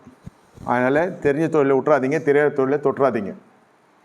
தெரிஞ்ச தொழிலில் என்ன பண்ணணுமோ அதுக்கேற்ற ஜனங்ககிட்டையாவது கொஞ்சம் ஆலோசனை கேட்டு செய்ய வழியை பாருங்கள். புதுசாக போய் எதுலேயும் மாட்டிக்காதீங்க. தீர்க்க தரிசனமாக சொல்கிறேன், ரொம்ப ரொம்ப சாதாரணமான மொழியில் சொல்கிறேன், லகுவான வார்த்தைகளை சொல்கிறேன். அதனால் பார்த்து கொள்ளுங்க. உங்களுக்கு நல்ல தெரியுமா, நல்ல விஷயமா, உண்மையாக பேச கற்றுக்கொள்ளுங்க. ஏன்னா Saul last check post. Saul accept பண்ணால் தான் அடுத்தது போகும். சவுல்கிட்ட வந்து உண்மையை சொன்னால் தான் அவன் பேய் பிடிச்சினா இருக்கட்டும். அவனுக்கு ஏற்கனவே தாவீதுக்கு சவுல், இது பார்த்தீங்களா இந்த இடத்துல நல்லா பார்த்தீங்க 17ஆவது இடத்துல, சவுல் ராஜா நான் தான் தாவீது, நான் விசுவாசியாப்பெலாம் நினச்சிருக்கேன், இந்த மாதிரி தான் நான் பேசியிருப்பேன் போயிருந்தேன்னா. ஐயா அங்கிள் உங்களுக்கு தெரியலையா என்ன, நான் தான் உங்களை வந்து பேய் ஓட்டனா? அடி என்ன கடை பேய் பிடிச்சிருக்குது, பேய் எனக்கு நீ ஓட்டினியா? இப்படி தான் ஆரம்பிச்சிருப்பேன் நான் இன்ட்ரடக்ஷன். என்ன தெரியலையா, தண்ணியெல்லாம் தெளிச்சுமே கீழே சாஞ்சப்போ ஏன் செஞ்சு ஆடுவீங்களே பேய், ரங்கராட்டின மாதிரி, நான் தான் அதுக்கு பேய் ஓட்டேன். சுரமண்ணில் வாசினேன், இது பிபி ஊதுன்னேன், ஏன்னா ஒன்று சொல்லி அவன் அன்னைக்கு அமிச்சிட்ருப்பான் வீட்டை விட்டு. எதுவுமே வாயத்தவர்களை பாருங்கள் தாவீது. நமக்கு தெரிஞ்சதெல்லாம் பேசுறது உண்மையாக அவங்க நன்மை பெற்ற ஜனங்களாக கூட இருக்கட்டும், அவங்க தான் அதை நினைக்கணும். தாவீதுடைய பாணி, அபிஷேகத்தினுடைய ஞானம், ராஜ்யம் எதிர்பார்க்க ஞானம் என்னென்னா அதுதான் இங்கே நிறைய குடும்பங்களில் 99% பிரச்சனை வந்துச்சுன்னா, புருஷன் பொண்டாட்டி, தாய் தகப்பன், அண்ணன் தம்பி, யாராக இருந்தாலும் சரி, முதல் வாய்த்து என்ன வரும்னா, இதுக்கெல்லாம் நன்றி கெட்ட நான் இங்கேனுவான். அவன் செஞ்சது அவனே சொல்லுவான், நான் செஞ்சது நானே சொல்லுவேன். இதுங்கெல்லாம் எப்படி இருந்தது ஒரு காலத்தில், இதுங்கெல்லாம் இப்படி இருந்தது அப்படி இருந்தது ஏதாவது சொல்லுவோம். வேதம் என்ன தெளிவாக சொல்லுதுன்னா, உன் வாய் அல்ல பிறனுடைய உதடுகளே உன்னை புகழணும். அவன் புகழ கூட அவனை நினச்சி கூட பார்க்கலையா, நான் திருப்பி கூட கேட்கல, நான் எதையும் எதிர்பார்க்கல, நான் நன்றியாக அது எதை எதிர்பார்க்குறல்ல, அது வரைக்கும் விளங்காது. உங்கள் நன்மை எப்பொழுது மறுதளிக்கப்படுகிறதோ, எப்பொழுது தீமை என்று மற்றவர்கள் நன்மைக்கு நீ தீமை எப்பொழுது பெறுகிறீர்களோ அப்பொழுதுதான் பரலோகம் அங்கீகரித்திருக்கிறது என்று அர்த்தம். உன் மனசு அங்கீகரிக்கணுமா, பரலோகம் அங்கீகரிக்கணுமா, நீங்கள் தான் முடிவு பண்ணும். இது ஒரு வார்த்தை என்ன மாதிரி பேசி தொலைச்சிருந்தானா, அங்கிள் நான் தான் அங்கிள் உங்களுக்கு பேய் ஓட்டினேன்னா எப்படி இருக்கும் பப்ளிக்கில், அவன் ஃபஸ்ட்டு அந்த நிதானமே இருக்காது. இவன் அந்த மாதிரி சூப்பர்லேட்டிவ் 360 டிகிரியில் சுற்றுறவன். அவன் சுரமண்டலம் வாசித்தாலும் சரி, அவனுக்கு சாதாரணமாக ஏசுநாமத்தில் போனால் போகிற பேய் இல்லை. இதுக்கு சுரமண்டலம் வாசிக்கணும், அது தேறி நோட்டில் கூட்டணும்னா கூட இருக்கிற அத்தனை பேரும் வந்து இவன் தான் வந்தான்னு சொல்லலை. எல்லாம் இந்த சவுல் ராஜா கடைசியில் கோலியாத்தை வெண்டுட்டு வந்தோடனே அப்பனே இவர் யார் பிள்ளையாண்டான்னு ஃபஸ்ட்லேருந்து ஆரம்பிக்கிறான். இவனை என்ன பண்ணலாம், இவன் குமாரன் யாருடைய பிள்ளை இது வரைக்கும் நான் பார்த்ததே இல்லையே இவன் யார் அப்படின்ற மாதிரி ஆரம்பிக்குது. அட படுவாவி, இது உலகத்திலே பிடிக்காத பேயெல்லாம் உனக்கு தான் பிடிச்சிருந்தது, அதை ஓட்ட வந்தது தான் இவன் தான் அப்படி சொன்னாங்களா பார்த்தீங்களா யாருன்னா, அதுதான் அரசியல். அரசியல்ன்றதை விட ராஜ்யபாரம். அரசியல்னு லோக்கல் லாங்குவேஜ், அரசியல் ஆன்மீகம், ஆன்மீகத்தை விட அரசியல் தான் கரெக்டாக போடணும் இன்றைக்கி இருக்கிற நிலைமைக்கு. ஆன்மீகன்றது செத்ததுக்கப்புறம் வச்சுக்கலாம், அதான் உண்மையான ஆன்மீகம். எப்போ இங்கேருந்து மணி பழக்கம் இருக்குதோ அது அரசியல் தான். வணிக பயம்னாக்கா அது பில்லு போட்டு கொடுக்குறது. இதுதான் பில்லு இல்லாமல் தானே வாங்குகிறோம் காணிக்க. யாருன்னா பில்லு கொடுக்குறோம், கொடுக்க மாட்டோம். கணக்கு எழுதுறது வேறு, கொடுக்குறது வேறு, வாங்குறது வேறு. இது உண்மை தானே. இதில் என்ன இருக்குது உங்களுக்கு அரசியல் இல்லாமல்? என்ன ஓட்டுக்கு வருஷத்துக்கு 5 வருஷத்துக்கு ஒரு வாட்டி கொடுக்குறான். இங்கே வந்து அப்படி கிடையாது. எலெக்ஷன்லாம் இங்கே கிடையாது, நேராக ப்ரொஜெக்ஷன் தான். எனக்கு அப்புறம் என் பையனுக்கு அப்புறம் அப்படியே வம்சாவளியே அது ராஜரீகமாக போயின்றது. இல்லை அதில் நீ வேணால் போய் தனியாக ஆரம்பிச்சிக்கோ. அப்படி தான் நீ காலை சண்டை போட சாயங்காலம் ஆரம்பிச்சிடறாங்களே, சபைக்குள்ளே சொல்கிறேன். அதனால் சொல்ல வர கருத்து என்னென்னா, பழக்கம் இல்லாத விஷயத்தில் ஒரே பழக்கம் இருக்க வேண்டிய என்ன பழக்கம், ராஜ்யம் எதிர்பார்க்கிற பழக்கம், உண்மை பேசுங்கள். உண்மை பேசுனீங்கன்னா உங்களுக்கு கதவு திறக்கும். எனக்கு கூட நிறைய பேர் நிறைய விஷயம் பாஷைகள் பல பாஷைக்காரர்கிட்ட போனப்போ கேட்பாங்க, இவ்வளோ தூரம் படிச்சிருக்கிறீங்களே ஹிந்தி தெரியாதான்னுவாங்க. இல்லை உண்மையிலே தெரியாது, எனக்கு கொஞ்சம் கொஞ்சம் தான் தெரியும். கொஞ்சம் கொஞ்சம் பேசுகிறப்ப சொல்ல நல்லா தான் பேசுகிறீங்களேன்னுவாங்க. இதை வச்சுலாம் ஓடாது, இதை வச்சுலாம் ஓடாது. நமக்கு தெரியும் இல்லையா எவ்வளோ தூரம் பயணப்பட முடியும். அது ஒன்று என்னை யாரும் தரக்குறவெல்லாம் எடுத்துக்கல. தெரியாதான் அவருக்கு ஹிந்தி சொல்லிட்டாரு, தெரியும்னு சொல்லிட்டு போய் அதை போய் அசிங்கப்படுறதுக்கு, தெரியாதுன்னு சொல்லிட்டு போயிடலாமே, இருக்குன்னு சொல்லிட்டு அசிங்கப்படுறதுக்கு இல்லைன்னு சொல்லிட்டு போயிடலாமே. எனக்கு தெரிஞ்ச ஒரு பாஸ்டர் இதே நடந்து உண்மை சம்பவம் இது. ஒரு பாதிரியாருக்கு ஒருத்தர் கார் வாங்கி கொடுக்குறாரு. அப்பப்போ பழக்கம் அந்த பாதிரியார், நேராக பாதிரியார்னா பாஸ்டர் தான். அவர் என்ன சொல்லிட்டாரு அந்த விசுவாசிக்கிட்ட, அந்த விசுவாசி மனசில் நினச்சிருக்காங்க பாஸ்டர் கார் வாங்கி கொடுன்னு, காரும் வாங்கிட்டாங்க, சர்ப்ரைஸாக கொடுக்கணும்னு சொல்லி வச்சுருக்காங்க. இவர் என்ன பண்ணிட்டாரு, பாஸ்டர் உங்கள்கிட்ட கார் இருக்கான்னு கேட்டால் என்ன சொல்லியிருக்கணும், என்ன சொல்லியிருக்கணும், இல்லை. சொல்லிட்டாரு, என்கிட்ட காரு, எந்த காரு கேட்குறீங்க, என்கிட்ட 4 கார் இருக்குது, ஒன்று பொண்ணு எடுத்துன்னு போயிருக்கா, ஒன்று பையன் எடுத்து போயிருக்கா, ஒன்று பொண்ணை எடுத்துன்னு போயிருக்கா, என் கார் கேரேஜில் இருக்கணும், 4 கார் இருக்கிறோட்டு எதுக்கு நம்ம கார் கொடுக்கணும், எடுத்துன்னு போயிட்டான்.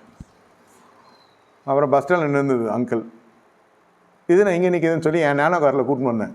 வரப்போ கண்ணீராக சொல்லுது, என்னை கத்தர் என்ன இந்த மாதிரி பண்ணிட்டாரு, அந்த மாதிரி பண்ணிட்டு நகோமி மாதிரி கத்தர் என்னை கை விட்டார் அது இதுன்னு அவங்க கூப்பிட்டு சொல்லிக்கிறாங்க. இல்லை நான் உங்களுக்கு கார் கொடுக்கலான்ச்சேன், உங்கள்கிட்ட 4 பிராண்டும் பெரிய பிராண்ட் சொல்கிறார், சாதா பிராண்ட் இல்லை, பெரிய பிராண்ட். அவன் கொடுக்குற என்ன சொல்கிறான், அவரும் பெரிய மெர்சிடிஸில் வச்சுருக்கிறார், அவருக்கு போயிட்டு மாருதி கொடுக்கலாமா நம்ம, அது மானக்கேடு இல்லையா, அவர் கனவீன பத்திர மாதிரி இல்லையா, அது உண்மையிலே கத்தருக்கு பயப்படுற குடும்பம்.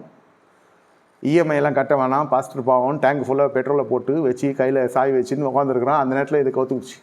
யாரை மந்திரம் சூனியங்கனி எதுவுமே வைக்க வேணாம், நம்ம ஆள் வாயே சரியில்லையே, இது வாயாலே தானே வச்சுக்கிச்சு வேட்டு. செகண்ட் ஹேண்ட் வண்டியில் பாவம் அது உதச்ச இது உதைக்க அது ஒரு கிக் பண்ணார்னா அந்த கிக்கர் வந்து இவர் அடிக்கும் காலை. இது ஃபஸ்ட்டு இவர் வச்சார்னா அது உதைக்கும். ஒரு 3 வாட்டி அதுக்கிட்ட உதவாங்கன்னா தான் வண்டியை ஸ்டார்ட் ஆகும். நம்மளே கிக் பண்ணால் தானே ஸ்டார்ட் ஆகும். நான் ஊழியக்கார வண்டி கிண்டல் பண்ண வச்சுக்கேன், இல்லை சாவி போட்டால் தான் ஸ்டார்ட் ஆகும்ல, அந்த லெவலில் இருக்குது வண்டி. வாயை மூடின்னு ஒழுங்காக இருந்திருக்கலாம்ல, சொல்லலாம்ல உண்மையை. என்கிட்ட காசு இல்லை, என்கிட்ட வண்டி இல்லை, இஎம்ஐ வாங்க எனக்கு துப்பு கிடையாது, இஎம்ஐலாம் நாங்கள் போக மாட்டோம், நாங்கள் விசுவாச ஜீவனம் செய்கிறோம், இனிஷியல் பேமெண்ட் கட்டுறதுக்கு எனக்கு சக்தி கிடையாது, சொல்லலாம் இல்லையா? இதெல்லாம் அவங்க ஓரளவுக்கு கணிச்சு தான் அவங்க வாங்கி வச்சு. இது போய் இந்த மாதிரிலாம் பெருமை பேசலாமா? அப்படியெல்லாம் சொன்ன இந்த மட்டமாக எடுத்துக்கொள்வாங்க. இவருடைய சில ஆண்டுகள் ஊழியத்தில் இருக்கிறதுனால இவரோடு இருக்கிறவங்கலாம் வாங்கினாங்க, இவருக்கு அது வரல. இது வாயெல்லாம் என்ன ஆயிடுச்சுன்னா, என்னோட சின்னவங்கெல்லாம் கார் வச்சுருக்காங்க, என்கிட்ட இல்லைன்னு சொன்னால் என்ன ஒன்றும் தரக்குறைத்தவன்னு சொல்லிட்டார். கட்சியில் வந்தது அவங்க எப்படி சொல்லிட்டாங்க, என்னை கூப்பிட்டு சொன்னாங்க, இந்த மாதிரி பாஸ்டருக்கு நாங்கள் வாங்கி கொடுக்கலாம்னு நினச்சோம். இந்த பாஸ்டருக்கு பழக்கம் இருக்கோம், எனக்கும் தெரியும். இப்போ பாஸ்டர் வந்து இது மாதிரி மெசேஜ் வச்சுருக்கிறாரு, இன்னும் எல்லாம் பெரிய பெரிய இனோவா வச்சுருக்கிறாரு, அவருக்கு போய் மாற்றி கொடுக்கலாமா? அது அசிங்கப்படுத்துகிற மாதிரி இல்லையா? நாங்கள் இன்னும் அந்த அளவுக்கு வளரவில்லை, அதனால் இது வேறு ஒருத்தருக்கு நாங்கள் அனுப்பிச்சி விட்டோம் அப்படின்னா, இவர்களும் சின்னவர் ஒருத்தர் இவருக்கு தெரிஞ்சவருக்கே அவங்க காரியத்தை சுற்றின்னு இருக்கான். இவர் இன்ட்ரடியூஸ்லாம் பண்ணல, இவருக்கான எல்லாம் ஒரு பட்டணத்தை சேர்ந்தவங்க சொல்லி அவர் வருத்தப்பட்டார். சும்மா இல்லை பிரதர், நான் இப்படி பண்ணிட்டேன். கடைசி வரைக்கும் அந்த காருன்ற ஆசீர்வாதமே இல்லாத போச்சு. இல்லை, இது சத்தியமாக நடந்துச்சு. எவ்வளோ வாங்கியிருக்கலாம், அந்த அந்த அனுகிரகமே இல்லாத பண்ணிட்டார் ஆண்டவர். உண்மை வாசல் திறக்கும். நோ ரெக்கமெண்டேஷன், எந்த சிபார்சு வேணும். உண்மையை நான் ஒரு விஷயம் இதை பண்ணேன், அவ்வளோதான், முடிச்சு கதை. உண்மையாக சொல்லிட்டா நம்மளுக்கு வாசல் திறக்கிறது மட்டும் இல்லை, அடுத்தது அந்த வாசல் எவனும் மூட மாட்டான், கர்த்தர் விட மாட்டான். உங்கள் உண்மை உங்களை தாங்கும், உங்கள் சத்தியம் உங்களை விடுதலை பண்ணும். இல்லை நான் இந்த பந்தாலாம் காட்டுவாங்க சில பேர், அந்த பந்தா சந்தாலாம் இங்கே ஒர்க் அவுட் ஆகாது. அதெல்லாம் வந்து பெருமையின் பட்டியலில் போயிட்டு நம்ம ரொம்ப கேவலமாயிடும், வாழ்க்கையே ரொம்ப கேவலமாயிடும். அதே போல் ராஜ வஸ்திரன்றது வந்து அது ராஜ வஸ்திரமே கிடையாது, அது போர் வஸ்திரன்றது வேறு, ராஜ வஸ்திரன்றது வேறு. ஏன்னா ராஜ வஸ்திரன்றது வந்து அது அரண்மனைக்குள்ளே இருக்குது. யுத்த காலத்தில் போய் ராஜ வஸ்திரம் போட்டால் போவான் சொல்லுங்கள்? வஸ்திரத்தில் நல்லா தெளிவாக இருக்கும். ராஜா கொடுத்துருக்கிறாரு போர் வஸ்திரம். இப்போ அது சூப்பா மாதிரி இருக்குதுன்னு வச்சுக்கோங்க. ஒருவேளை தாவீதோட பாடி நம்ம பார்த்ததில்லை, ஒலி வச்ச மாதிரி இருந்தான்னா, அந்த மினிமம் ஆவரேஜ் வெயிட் கூட இல்லாத இருக்கிற பையனாக இருந்தால், மனுஷனாக இருந்தால், இந்த வஸ்திரம் என்ன ஜிப்பா மாதிரி இருக்கும். ஆமாம், ஒரு வாட்டி என் பேண்ட்டு ஒருத்தர் போட்டுன்னு தடி கொண்டுட்டார் ஊழியத்தில். அவருக்கு நைட்டி மாதிரி இருக்குது என் பேண்ட்டு போட்டு, சாரி ஜிப்பா, ஜிப்பா நைட்டி கிடையாது, சாரி பேண்ட்டு கிடையாது, ஜிப்பா அவருக்கு போட்டிருக்கிறாரு. அவர் எதுவும் குறையா நான் சொல்ல, பரிகாசம் சொல்ல. என்னோடய ஜிப்பா லாங் சைஸு, உங்களுக்கு தெரியும் என் ஹைட் வெயிட்னு. அது நைட்டி மாதிரி போட்டுக்கின்னு அரப் ட்ரெஸ் மாதிரி ஆயிடுச்சு அவருக்கு. போட்டு தடிக்கு உழுந்து பேத்துக்குச்சு முகரெல்லாம். ஏன் சொல்கிறேன்னா, பழக்கம் இல்லாத வஸ்திரத்தெல்லாம் போகக்கூடாது. அதே மாதிரி தான் முள்ளுக்கரையில் சாப்பிட்றேன்னு சொல்லி தொண்டையை குத்திக்கினாங்க ஒருத்தங்க. தெரியலையா, பத்துக்குன்னு போங்க. அப்புறம் 2 குச்சியில் சாப்பிட்றேன்னு சொல்லி எல்லா தட்டில் இருக்கிற எல்லா அந்த சூப்புக்குப்பெல்லாம் கவுத்து விட்டு ஒருத்தர் ரொம்ப பெரிய பிரச்சனை பண்ணி விட்டு. 2 குச்சியில் சாப்பிட்டு பழக்கம் இருக்கா? சிங்கப்பூரில் சாப்பிட்றான், கையில் சாப்பிட்றதா கையில் சாப்பிட்டுக்கலாம். தெரிஞ்ச மாதிரி போய் இதில் போடுறேன் அதில் போடுறேன்னு போட்டால் அது ஒரு மாதிரி பண்ணி அந்த டேபிளையே கலீச் பண்ணி மறுவிசை கூப்பிட்றதே கிடையாது. இந்தியன் பாஸ்டர்ஸ், தமிழ் பாஸ்டர்ஸே இப்படி தான்ற அளவுக்கு எடுத்துகிட்டு வந்து விட்டோம். கொடி பறக்குது. நம்ம ஐயா பண்ண வேலை. ஒருத்தர் சொன்னால், நீங்கள் ஆஃப்ரிக்கன்றதுனால உங்கள் கூட உட்காந்து சாப்பிட்றேன்னாரு. வாயை முடின்னு சாப்பிட்டேன். இவ்வளோ நேரம் பேசினு இருக்குன்னே எதுவுமே பேசலை இவருன்னாரு. தமிழில் சொல்கிறார் பொண்ணு, பாவம் அந்த ஆஃப்ரிக்கன் அப்படி சாப்பிட்றாரு தமிழ் சாப்பாடை அப்படி சாப்பிட்றாரு. இவர் ஆஃப்ரிக்கன்றதுனால நான் சாப்பிட்றேன். என்கிட்ட இங்கிலீஷில் சொன்னார், since you are from Nigeria, I am eating with you, I am dining with you. நான் ஏன் வாயை திறக்கிறேன், சாப்பிட்டே இருந்தேன். நான் சாப்பிட்டு முடிச்சதுக்கப்புறம் சொன்னேன், ரொம்ப சந்தோஷம், நல்லா இருந்தது, வயிறால் சாப்பாடு போட்டிங்க, எஜமா நல்லா இருக்கணும். நீங்கள் பாஸ்டர் கோச்சிக்காதீங்க, தெரியாது, இந்த மாதிரிலாம் பண்ணி வச்சுருக்காங்க மாலுங்க. பாதி சோத்தில் நீ கேன்சல் பண்ணிட்டேன், அப்புறம் நல்லா இருக்காதுன்னு தான் நான் சாப்பிட்டப்போ பேசலான்னு இருந்தேன். எங்கள் வீட்டில் சின்ன வயசில் சொல்லியிருக்காங்க, சாப்பிட்றப்ப பேசாதேன்னு, சாப்பிட்டு பேசுகிறேன்னு. அது ஒரு மாதிரி நகைச்சுவாக முடிச்சு அந்த செஷன். ஏன் சொல்கிறேன்னா, வாய் பிரச்சனை. நமக்கு நிறைய பெரிய பெரிய ஆட்கள்லாம் எங்கேயோ போயிருக்க வேண்டியது. நீங்கள் எல்லாம் யாரோ சேர்ந்து ஊழியத்தை நான் செய்து கொண்டிருக்கிறேன். நான் அப்படி தான் நினைப்பேன். வாய் ரொம்ப கேர்ஃபுல்லாக இருக்கணும். உண்மை மட்டும் பேசிடுங்க போதும், வேறு ஒன்றும் வேணும். நான் உண்மை பேசியே சில நேரத்தில் பிரச்சனை ஆகிட்டு இதுவும் நடந்துருக்குது. பரவாயில்ல, அதுக்கு நம்ம என்ன பண்ண முடியும்? ஒருத்தி லவ் பண்ணி கல்யாணம் பண்ணி ரெஜிஸ்டர் பண்ணிட்டான். இது ஒரு நாட்டில் நடந்துச்சு. அவள் ஃபோன் பண்ணி என்கிட்ட சொல்லிட்டான், எனக்கு ரெஜிஸ்டர் ஆகிடுச்சு தெரியுமா, நீ தான் தேவை சித்தம் இல்லைன்னு சொன்னல, கல்யாணம் பண்ணிட்டேன் பார்த்தில்ல அப்படின்னா. அப்படியாம்மா, சரி விடு. இந்த மாதிரி நிறைய ஆகும், நிறைய உடைய எனக்கு தெரியும். அது நம்ம எப்படி சொல்கிறது? பாவம் சொல்லலாம், சரிம்மா God bless you, okay okay God bless யூன்னு. அதுக்கப்புறம் அவள் சொந்தக்காரங்க 2 பேர் ஃபோன் பண்ணாங்க அந்த ஒரு வீக்கில். அதுக்கப்புறம் அவள் கல்யாணத்துக்கு வருவீங்களான்னு. அவள் தான் கல்யாணம் ஆயிடுச்சுன்ட்டேன். அவளுக்கு கல்யாணம் ஃபிக்ஸ் பண்ணலான்னு இருக்கிறோம், இவங்களுக்கு தெரியாது என்ன பண்ணான்னு.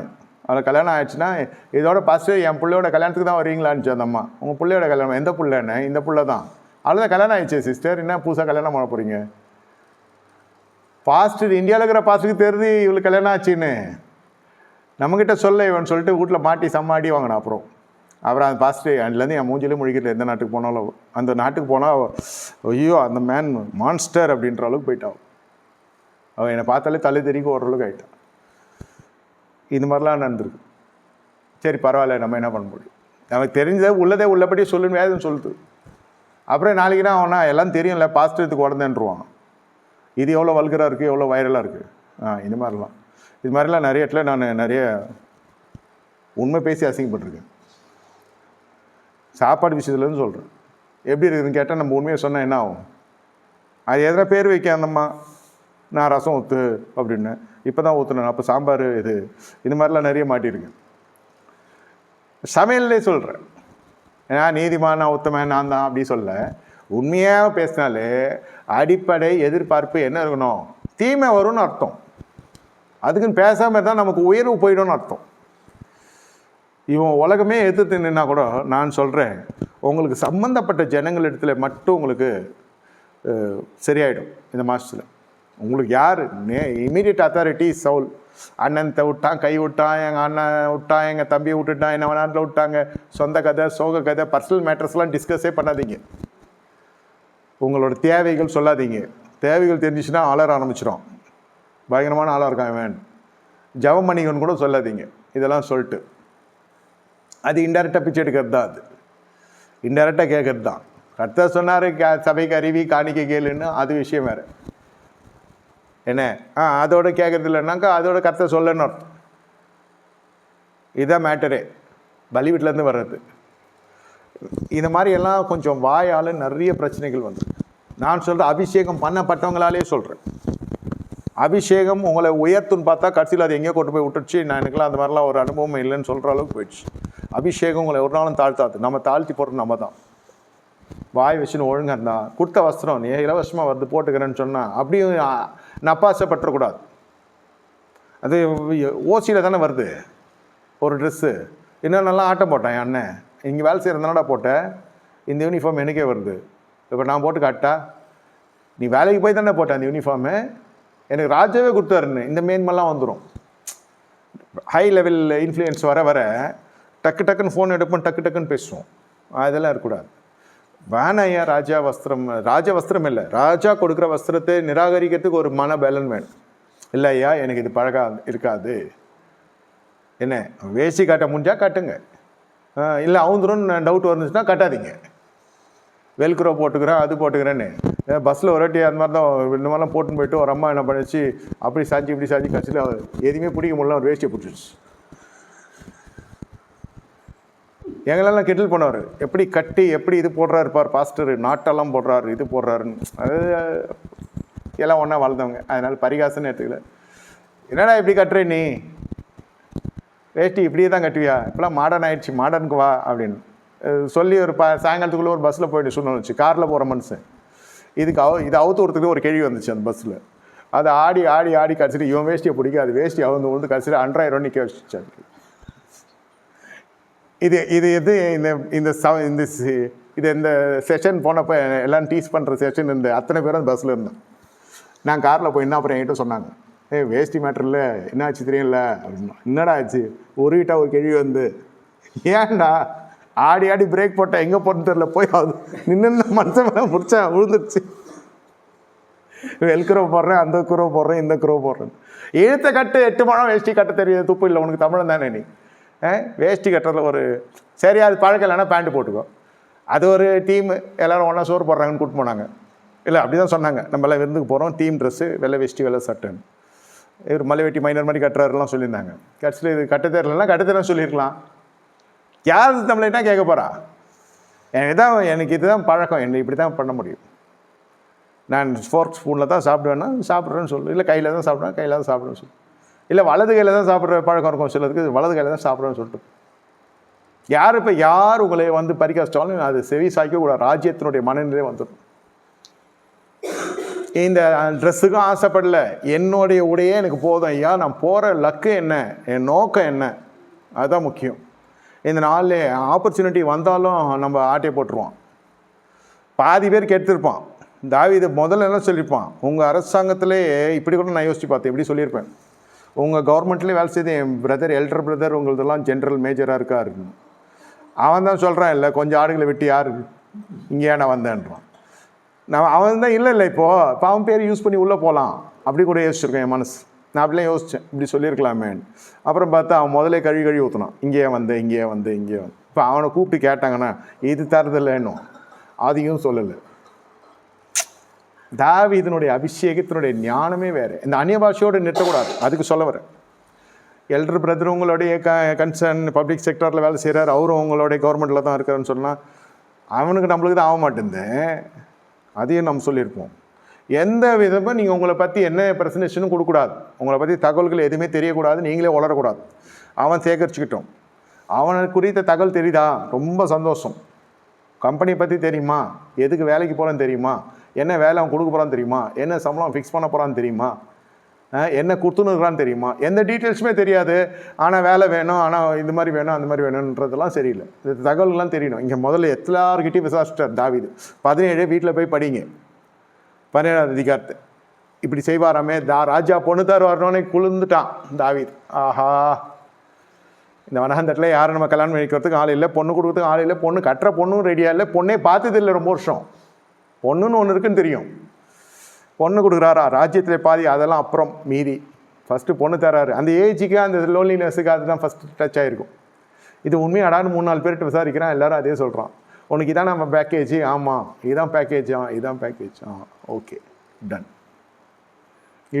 இதை போய் நானாக தான் தாவீதுகிட்ட கேட்டுரு சவுல்கிட்ட கேட்டிருப்பேன். ஆமாம் பொண்ணு தெரியாமல் உண்மையாவான் அடி செருப்பால் போனிருப்பான். ஒன்றும் கோலியாத்தை அப்படி பார்த்துருப்பியா, பொண்ணு தரேன்னு சுற்றின்னு இருக்கான் ஒருத்தன், யூடி சிங்கர்ஸில் பிடிச்சி போட்டுன்னு இருப்பான், பொம்பளை வழக்கில் உள்ளே போட்டுருப்பான். இப்படி யோசிச்சு பார்த்து இப்படி சொல்லலாமா, அங்கிள் பொண்ணு தரீங்களாமே உண்மையான்னு எடுத்தோன்னு கேட்டிருப்பேன் இல்லையா. அந்த மனசு அந்த வயசு அந்த மாதிரி. ஆனால் எவ்வளோ மெச்சூர்டாக எவ்வளோ மனப்பக்கத்தோடு இவர் பண்ணியிருக்காரு பாருங்க. அண்ணனை பற்றியும் சொல்லலை. எங்கள் அப்பா இந்த மாதிரி அவலட்சணமான வீட்டில் போகிறது என்னை அனாதை ஆக்கிட்டாங்கன்னு சிம்பத்தி கிரியேட்டர் ஒன்றையும் பேசலை. இல்லை ராஜா ஒரு கவர்மெண்ட் ஜாபாவது கொடுக்க முடியுமான்னு கேட்டல. கவர்மெண்ட்டே நம்புதுதா, இதை முடிஞ்சிச்சுன்னா கவர்மெண்ட்டே நம்புது. தாவீதுக்கு ஒரே லக்கு, எப்படியாவது அவனை வீழ்த்த வேண்டும். அது கூட இல்லை, தேவ ஜனங்களை இவ்வளோ அசிங்கமாக பேசிவிட்டான். கெட்ட வார்த்தையில் தேவ ஜனங்களுக்கு ஒரு அவசூலை உண்டாக்குறோம். அதுதான் உண்மையான ஸ்பிரிட், அதுதான் உண்மையான தாகம். அபிஷேகம் பெற்றிருக்கிறவங்க ஆராதனை பண்ணுறதுக்கு மட்டும் இல்லை, தேவ ஜனங்களுக்காக நிற்கணும். அது நிற்கிறவன் பார்த்தீங்கன்னாக்கா அவனுக்கு கொஞ்சம் ஆடு தான் இருக்கும். அதுதான் பியூட்டி அதில். இது பேசுதா, கொஞ்சம் ஆடு இருக்கிறது வந்து பேசுதா எல்லாம் சொல்லுவாங்க. ராஜ்யபாரமே அவர் தான் மாறிச்சு. ஆனால் அந்த பேஷன் தான் கொஞ்சம் அந்த இராணுவத்தில் இருக்கிற ஜனங்களை சொல்கிறான். நாட்டில் இருக்கிற ஜனங்களை சொல்கிறத விட இராணுவத்தில் ஜனங்களை வந்து அவன் ஏசி பேசுகிறான், ஏளனமாக பேசுகிறான். யாராவது ஒருத்தன்னா வாங்கடா அப்படின்ற மாதிரி பேசுகிறான். இராணுவத்தில் இருக்கிற ஜனங்க எண்ணிக்கைகளோ இல்லை, இஸ்ரவேலின் தேவனுடைய ஜனங்கள் விருத்த சேதனம் இல்லாத இந்த பெலிஸ்தர் ராட்சசன் பேசுவது எம்மாத்திரம், எப்படி பேசலாம்? அந்த வைராக்கியம்தான். இந்த வைராக்கியத்தோடு போகணும். எங்கே போனாலும் கர்த்தருக்குள்ளே இந்த வைராக்கியம் இருந்தால், நீங்கள் இந்த ட்ரெஸ் போடுங்க அந்த ட்ரெஸ் போடுங்கலாம் நான் சொல்ல, நான் மறுபடியும் சொல்கிறேன், புளியை பார்த்து பூனை சூடு போட்டு மாதிரிலாம் பண்ணக்கூடாது. நீங்கள் என்ன உங்களுக்கு பழக்கம் இருக்குதோ, நல்ல பழக்கம் சொல்கிறேன், அந்த பழக்கத்திலே நில்லுங்க. இந்த பரிசுத்த பழக்கம் இருக்கா, இந்த ஊரில் வந்து எப்படி தான் இருக்கலாம்னா, இந்த ஊருக்காரன் இல்லை, நான் வந்து தேவனுடைய அடையாளம், என்னுடைய அடையாளமே தேவனுடைய பிள்ளை. நம்மளுடைய பர்சனல் அடையாளம் சொல்ல வேணாம், ஐ ஆம் பெண்டிகாஸ்ட்னு கூட சொல்ல வேணாம். நீங்கள் ராஜ்யம் ஒத்துக்காதுன்றதெல்லாம் அங்கே போய் சொல்லி பூஜ்யம் ஆகிடாதீங்க. அது நம்மோட போகுது ராஜ்யம். நமக்கும் கற்றுக்கு தான் தெரியும் ராஜ்யத்தினுடைய சுவிசேஷம் சொல்லலாம், புறஜாதிகளாம் தெரியாது. இல்லை இது எனக்கு பழக்கம் இல்லை, இது எனக்கு அபியாசப்படாது, இது எனக்கு ஒர்க் அவுட் ஆகாது, அப்படி தான் நம்ம பேசணுமே தவிர வேறு எதுவுமே இல்லை. பாருங்கள், அண்ணனை பற்றி பேசலை. தாவீதே சவுலுக்கு தனிப்பட்ட விதத்தில் பர்சனலாகவே ஒரு சில விஷயம் பண்ணி கொடுத்துருக்காரு. அதெல்லாம் யாருமே பண்ணதில்லை. அந்த பிள்ளையாண்டான் வேறு யாருமே கிடையாது, இவன் ஒருத்தந்தான். சுரமண்டலங்களை வாசிக்கு பேய் ஓட்டுறது ஒரே ஆள் நம்மால் தான். ராஜா மறந்துட்டீரா, பின்னாடி பாருங்க, அப்பனே இருக்கு தெரியும், எல்லாரையும் போட்டு கொடுத்துருப்பேன் நான். இவன் தான் சொன்னான், அவன் தான் சொன்னான், அவன் தான் கூப்பிட்டான், அவன் தான் வந்தான், எல்லாரையும் சேர்த்து வச்சு ராஜா பந்தாட்டிருப்பார் அன்றைக்கி என்னால். அதனால தான் என்னை எங்கேயும் சேர்க்கறதில்லைன்னு நான் நினைப்பேன். நம்ம எவ்வளோ பின்தங்கி இருக்கிறோன்னு தெரியாத மாதிரியே இருந்துட்டாங்க. அந்த அரசாங்கத்தில் இருக்கணும். ராஜா அப்படியே ஃபஸ்ட் டைம் பார்க்குற மாதிரி இருக்குது தாவீது. இந்த எபிசோடு வந்து மறக்கவே முடியாது, யாராலையும் மறக்க முடியாது இந்த பிரசங்கத்தை. ஏற்கனவே பேய் ஓட்டியிருக்கேன். ஏற்கனவே சவுல் ராஜாவுடைய வாழ்க்கையில் ஒரு கதாநாயகனை போல் கர்த்தரை பயன்படுத்துகிறாரு. அவன் அழகழிச்சு ஏஞ்சிக்கிறப்பவும் தெரில. அதே மனுஷனு ஒரு வேறு சந்தர்ப்பத்தில் ஒரு சூழ்நிலையில் நான் நிற்கிறேன். அவன் ஃபர்ஸ்ட்லேருந்து ஆரம்பிக்கிறான். நம்ம ஈஸி படுத்தலான்றதுக்காக ஏதாவது சொல்லி மாட்டிக்க போகிறீங்கன்றதுக்கு தான் இதை நான் சொல்கிறேன். அது வந்து அவனுக்கு மன பிரச்சனையாகிடும். சில பேர் அப்படியே இருக்கிறாங்க. உங்களுக்காக நான் ஜெபித்தேனே ஞாபகம் இருக்குன்னு நம்ம கேட்கக்கூடாது, அவனுக்கு தான் ஞாபகம் இருக்கணும். அவனே கண்டுக்கல. நிறைய பேர் நான் கேள்விப்பட்டிருக்கேன், பிரஸ்ட் கேன்சர் சரியாயிடும். சாட்சி சொல்கிறீங்கன்னு கேட்டாலே அவங்க மூஞ்சி சொல்லிப்பாங்க. பிரஸ்டீஜ் இஷ்யூலாம் சொல்லக்கூடாது. ஒரு அம்மா என்கிட்ட க்ளீனாகவே சொல்லிச்சு, அந்த 27-28 வயசில், நீ சின்ன பையன் உனக்கு தெரியாது கம்முனர் இருந்துச்சு. ஐயோ என்ன அக்கா எப்படி பேசுகிறீங்கன்னு. ஆமாம் உனக்கு தெரியாதுலாம், கல்யாணம் ஆகல கம்முனர் அப்படின்னுச்சு. கல்யாணத்துக்கு முன்னாடி தான் நான் ஜெபம் பண்ணேன், நீ சரியானேன்னு. கர்த்தர் தான் சொல்ல கொடுத்தார், நான் கர்த்தர்கிட்ட பேசிக்கிறேன், போய்ட்டு வந்துச்சு. என்ன பேசுவீங்க, நான் சாட்சி சொல்கிறதுக்கு நான் பாப்புலரிட்டிக்காக சொன்னேன் சரின்ட்டு. எல்லாம் இது மாதிரிலாம் இருக்காங்க. அதுக்கப்புறம் நான் அவங்களுக்கு போன வியாதியெல்லாம் திரும்பியெல்லாம் வந்துச்சுலாம் சொல்ல. நான் அவங்க நல்லபடியாக இருந்து கர்த்தர்கள் இன்ட்ரியாக இருந்தேன். சிலருடைய பழக்க வழக்க, சிலருடைய வித்தியாசமான எண்ணங்கள் இருக்கும். நம்ம சொல்கிறோம் கர்த்தருக்கு மகிமைக்கு, அது வந்து அவங்க பல விஷயம் சொல்கிறாங்க, அது அசிங்கம், அது அடுத்த பிள்ளைக்கு அது மாதிரி வரும்னு சில பேர் யோசிப்பாங்க. பெண் பிள்ளை இருக்குது எங்கள் வீட்டில், இது பரம்பரை நோயின்னு சொல்லுவாங்க, கல்யாணம் ஆகாது, அந்த மாதிரி சில வந்தான். 10 பேர் சரியானா ஒருத்த வந்து சொல்லிட்டு போனான், ஐயா நான் நீங்கள் பண்ணிங்க நான் சரியாயிட்டேன். இயேசுக்கிட்ட ஒட்டி நான் சொல்கிறேன். அந்த பேட்டர்னில் போதும் அந்த அக்கா, நான் இயேசுக்கிட்ட சொல்லிக்கிறேன், ஜனங்கிட்ட சொல்ல வேணாம். சரி பரவாயில்ல, இது மாதிரி இருப்பாங்க. அதனால் நீங்கள் ஏதோ பழைய காலத்தில் ஏதோ செஞ்சுருப்பீங்க, அதெல்லாம் போய் நல்லதே சொல்கிறேன். அதில் அவன் தான் நினைவு கூறணுமே தவிர நம்மளாம் நினைவு கூறக்கூடாது. அவன் மறந்த மாதிரி நடித்தாலும் சரி, அவன் மறந்தே போட்டாலும் சரி, அது மறந்துடுவாங்க. நிறைய பேர் நன்மையை மறந்துடுவாங்க. யோசேப்பு கூட அப்படி தான், ஒருத்தன் மறந்தே தொலைச்சிட்டான். திடீர்னு அவன் ஞானோதயம் வந்துச்சு. பார்வோன்கிட்ட போகிறார், கூப்பிட்டு அனுப்புகிறாங்க. பார்வோன்கிட்ட போய் என்ன சொல்கிறார், அதுவும் வேறு ட்ரெஸ்ஸு, அதுவும் பலவர்ண அங்கி கேஸ். சாயங்காலம் பார்ப்போம். அது பார்வோன் இந்த மாதிரி தான் மிஸ்டர் ஷோக்கு நான் தான் ஜெபம் பண்ணேன், தீர்க்கதரிசனம் சொன்னேன், ஒருத்தன் காலி, இவன் தான் இருக்கான். இப்போது பார்வோன் யோசிப்பார், இப்போ நம்ம இருப்போமா காலி ஆகிடுவோமான்னு. வேணாம் அனுப்பி யோசிப்பார். மறுபடியும் ரீபேண்ட் பண்ணுங்கடா, இவனை உள்ளத்துக்கு வைங்கடாப்பா, இவனை வேணாடா, பயங்கரமான ஏழ்றையாக இருக்கான் அவன். வேறு என்ன சொல்லியிருப்பேன் நான், இன்ட்ரடக்ஷன் இப்படி தான் இருக்கும். மாம்ச ரீதியாக பார்த்தா அவனை போய் 2 தடுத்து அடியிருப்பேன். ஏடாப்பா இவ்வளோ நாள் முதல்ல சொல்லி தொலைக்க வேண்டியது. நான் உனக்கு தீர்க்கம் சொன்னேன், ஜெயிச்சேன், சம்பளம் வாங்கினேன், போனஸ் வாங்கினேன், தசமாக கொடுத்தியா, காணியை கொடுத்தியா, சரி அதெல்லாம் கொடுத்து தொலைக்கல, பரவாயில்ல, சொல்லியா தொலைச்சிருக்கலாம்ல. நான் தானியம் கடிமா எவ்வளோ நாள் இருந்தேன் சிறைச்சாலையில், இந்த மாதிரியாவது போயிருக்கும். யோசேப்பு அபிஷேகம் பண்ணப்பட்ட மனநிலையை மட்டும் புரிஞ்சுக்கொள்ளுங்க. நேராக போகிறாங்க, சம்மந்தப்பட்ட ஆட்கிட்ட பேசுகிறாங்க, இந்த மாதிரியா விஷயம், ஓகே, என்னை பற்றி உங்களுக்கு எல்லாம் தெரிஞ்சு தான் என்னை கூப்பிட்ருப்பீங்க, இப்போது மேட்டருக்கு நேராக வரும், இது இந்த மாதிரி, அவ்வளோதான்.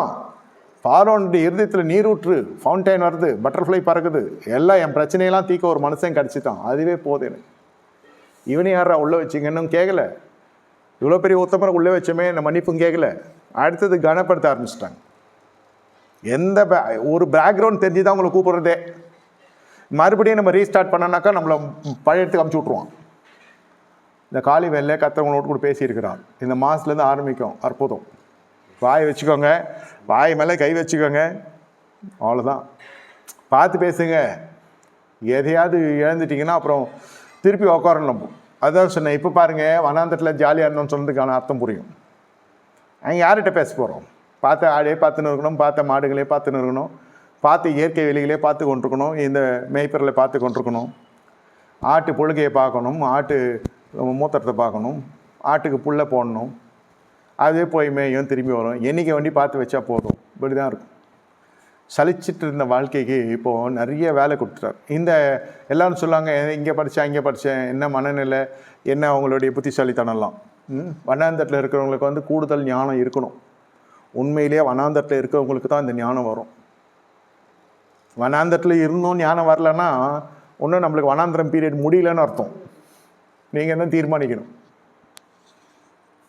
புதுசாக நம்ம ஒவ்வொரு நாள் ஒரு ஒரு விஷயம் நடக்குது. ஆனால் நம்ம வண்டி டெவலப் ஆகலை. நம்மளுக்கு கீழே இருக்கிறவங்களும் டெவலப் ஆகிறோம், நம்மளுக்கு பிடிக்காதெல்லாம் டெவலப் ஆகிறோம். வேதம் என்ன செய்ய வேணாம் சொல்லுதோ அதை கரெக்டாக செஞ்சு துன்மார்க்கமாக இருக்கிறவங்களாம் மேலே வரோம். அப்படி தான் இருக்கும். அதெல்லாம் பார்க்காதீங்க. அது அவங்க ஸ்டைல், அது அவங்க வர்றது. இப்போ நம்ம என்ன செய்யணும்னா நேராக மேட்ரை தான் அட்ரெஸ் பண்ணணும். என்ன சொல்கிறாங்க அதுக்கு பதில் சொல்லுங்கள். என்ன கேட்குறாங்க அதுக்கு வரைக்கும் பதில் சொல்லுங்கள். நான் கர்த்தர் உங்களோடு முகமுகமாக பேசுகிறார். இந்த வார்த்தைகள்லாம் அநேகரோடு ஊடகத்தில் பயணப்படுற நண்பர்கள் எதையாவது போய் பசுக்காக பேசி மாட்டிக்க போகிறீங்க. மாட்டிங்க. மறுபடியும் ஒரு சுயநீதி இருக்கும். நான் என்ன தவறு செய்தேன்னு ஒன்றும் இல்லை. வாயை மூடி இருந்தால் போதும், ஜெயிச்சுட்டு போயிடலாம் இருக்கலாம். என்ன அப்படி போயிட்டு அம்மான்னு சொன்னால் கொஞ்சம் சோறு போட வந்தம்மா வாங்கி நான் அடுத்த வீட்டுக்கு போய் பிச்சை எடுன்னு ஒரு பிச்சைக்காரங்கிட்ட ஒருத்தன் சொல்லிட்டான். போய் அம்மான்னு சொல்கிறா சாப்பாடு போடணும்னு. இது போனோன்னே அம்மா தாயே நீ தான் நல்லா இருக்கணும்னு வாழ்த்த ஆரம்பித்தான். அது திட்டுறான்னு நினச்சின்னு போயிடுச்சு அந்த மாதிரி சாப்பாடு எடுத்துன்னு உள்ள. அந்த மாதிரி இருக்குது சில சமயத்தில். வாயை வச்சுன்னு ஒழுங்காக இருந்தாக்கா நல்லா. இப்போ எல்லாம் முடிஞ்சு வந்திருக்கு. உங்களுக்கு கதவுகள் திறக்கப்பட்டிருக்கு. இப்போ மனுஷனோட உள்ளத்தின் கதவு தான் திறக்கணும். தேசம் திறந்துச்சு, வாசல் திறந்துச்சு, எல்லாம் தெரிச்சு. இப்போ வந்து அத்தாரிட்டிகிட்ட பேசுகிறார் தாவி. அதுக்கப்புறம் தாவிதும் சொல்கிறேன், யோசிப்பு சிறைச்சாலையிலே இல்லை, சிறையிருப்ப வனாந்திரமே இல்லை, பிஸி ஆகிட்டாங்க. 26 உங்களை அலுவல் போதுன்னா ஆண்டா மாறு செய்கிறது. இப்போ மறுபடியும் சொல்லி நான் முடிக்கிறேன். Year of battle for the world. நமக்கு அதில் ஒரு நன்மை உண்டாகும். இதெல்லாம் சாயங்காலம் நம்ம தியானிப்போம். கண்களை மூடி கர்த்தரை நோக்கி பார்ப்போம். ஆண்டவரை ஸ்தோத்தரிக்கிறோம். அந்த ஜனங்களை ஆதரிப்பீராக, அன்பு கூறுவீராக. இந்த முதல் மாதத்திலிருந்தே வந்திருக்கிறவருடைய வாழ்க்கையில், கேட்டுக்கொண்டிருக்கிறவருடைய வாழ்க்கையில் புதிய புதிய அதிசயங்களை செய்து அவர்களை பிரமிக்க செய்ய போகிற ஸ்தோத்திரம்.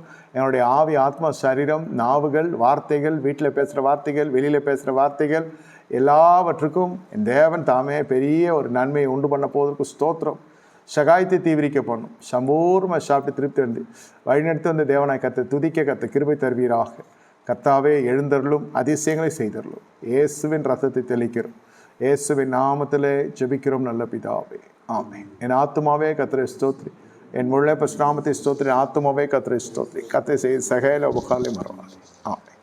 கர்த்தராகிய இயேசு கிறிஸ்துவின் கிருபையும் பிதாவாகிய தேவனுடைய அன்பும் பரிசுத்த அந்யோன்யமும் நம்ம நெட்டுக்குடன் சதாகாலம் சொல்ல பரிசுத்தவான் கூட இருப்பதாக, ஆமென், ஆமென். நன்றி, வணக்கம். சாயந்தரம் 6:30 மணிக்கு கூட்டம் இருக்குது. மீதி ஆண்டெல்லாம் தியானித்து முழு ஆசிரியத்தை கடந்து செல்லுங்க. காலைல வந்துட்டு சாயந்தரம் வராமல் இருக்காதீங்க. முடிஞ்சால் வாருங்கள், முடியாவிட்டால் யூடியூப்பில் கேளுங்க. கர்த்தர் உங்களை ஆசீர்வதிப்பார். நன்றி, வணக்கம்.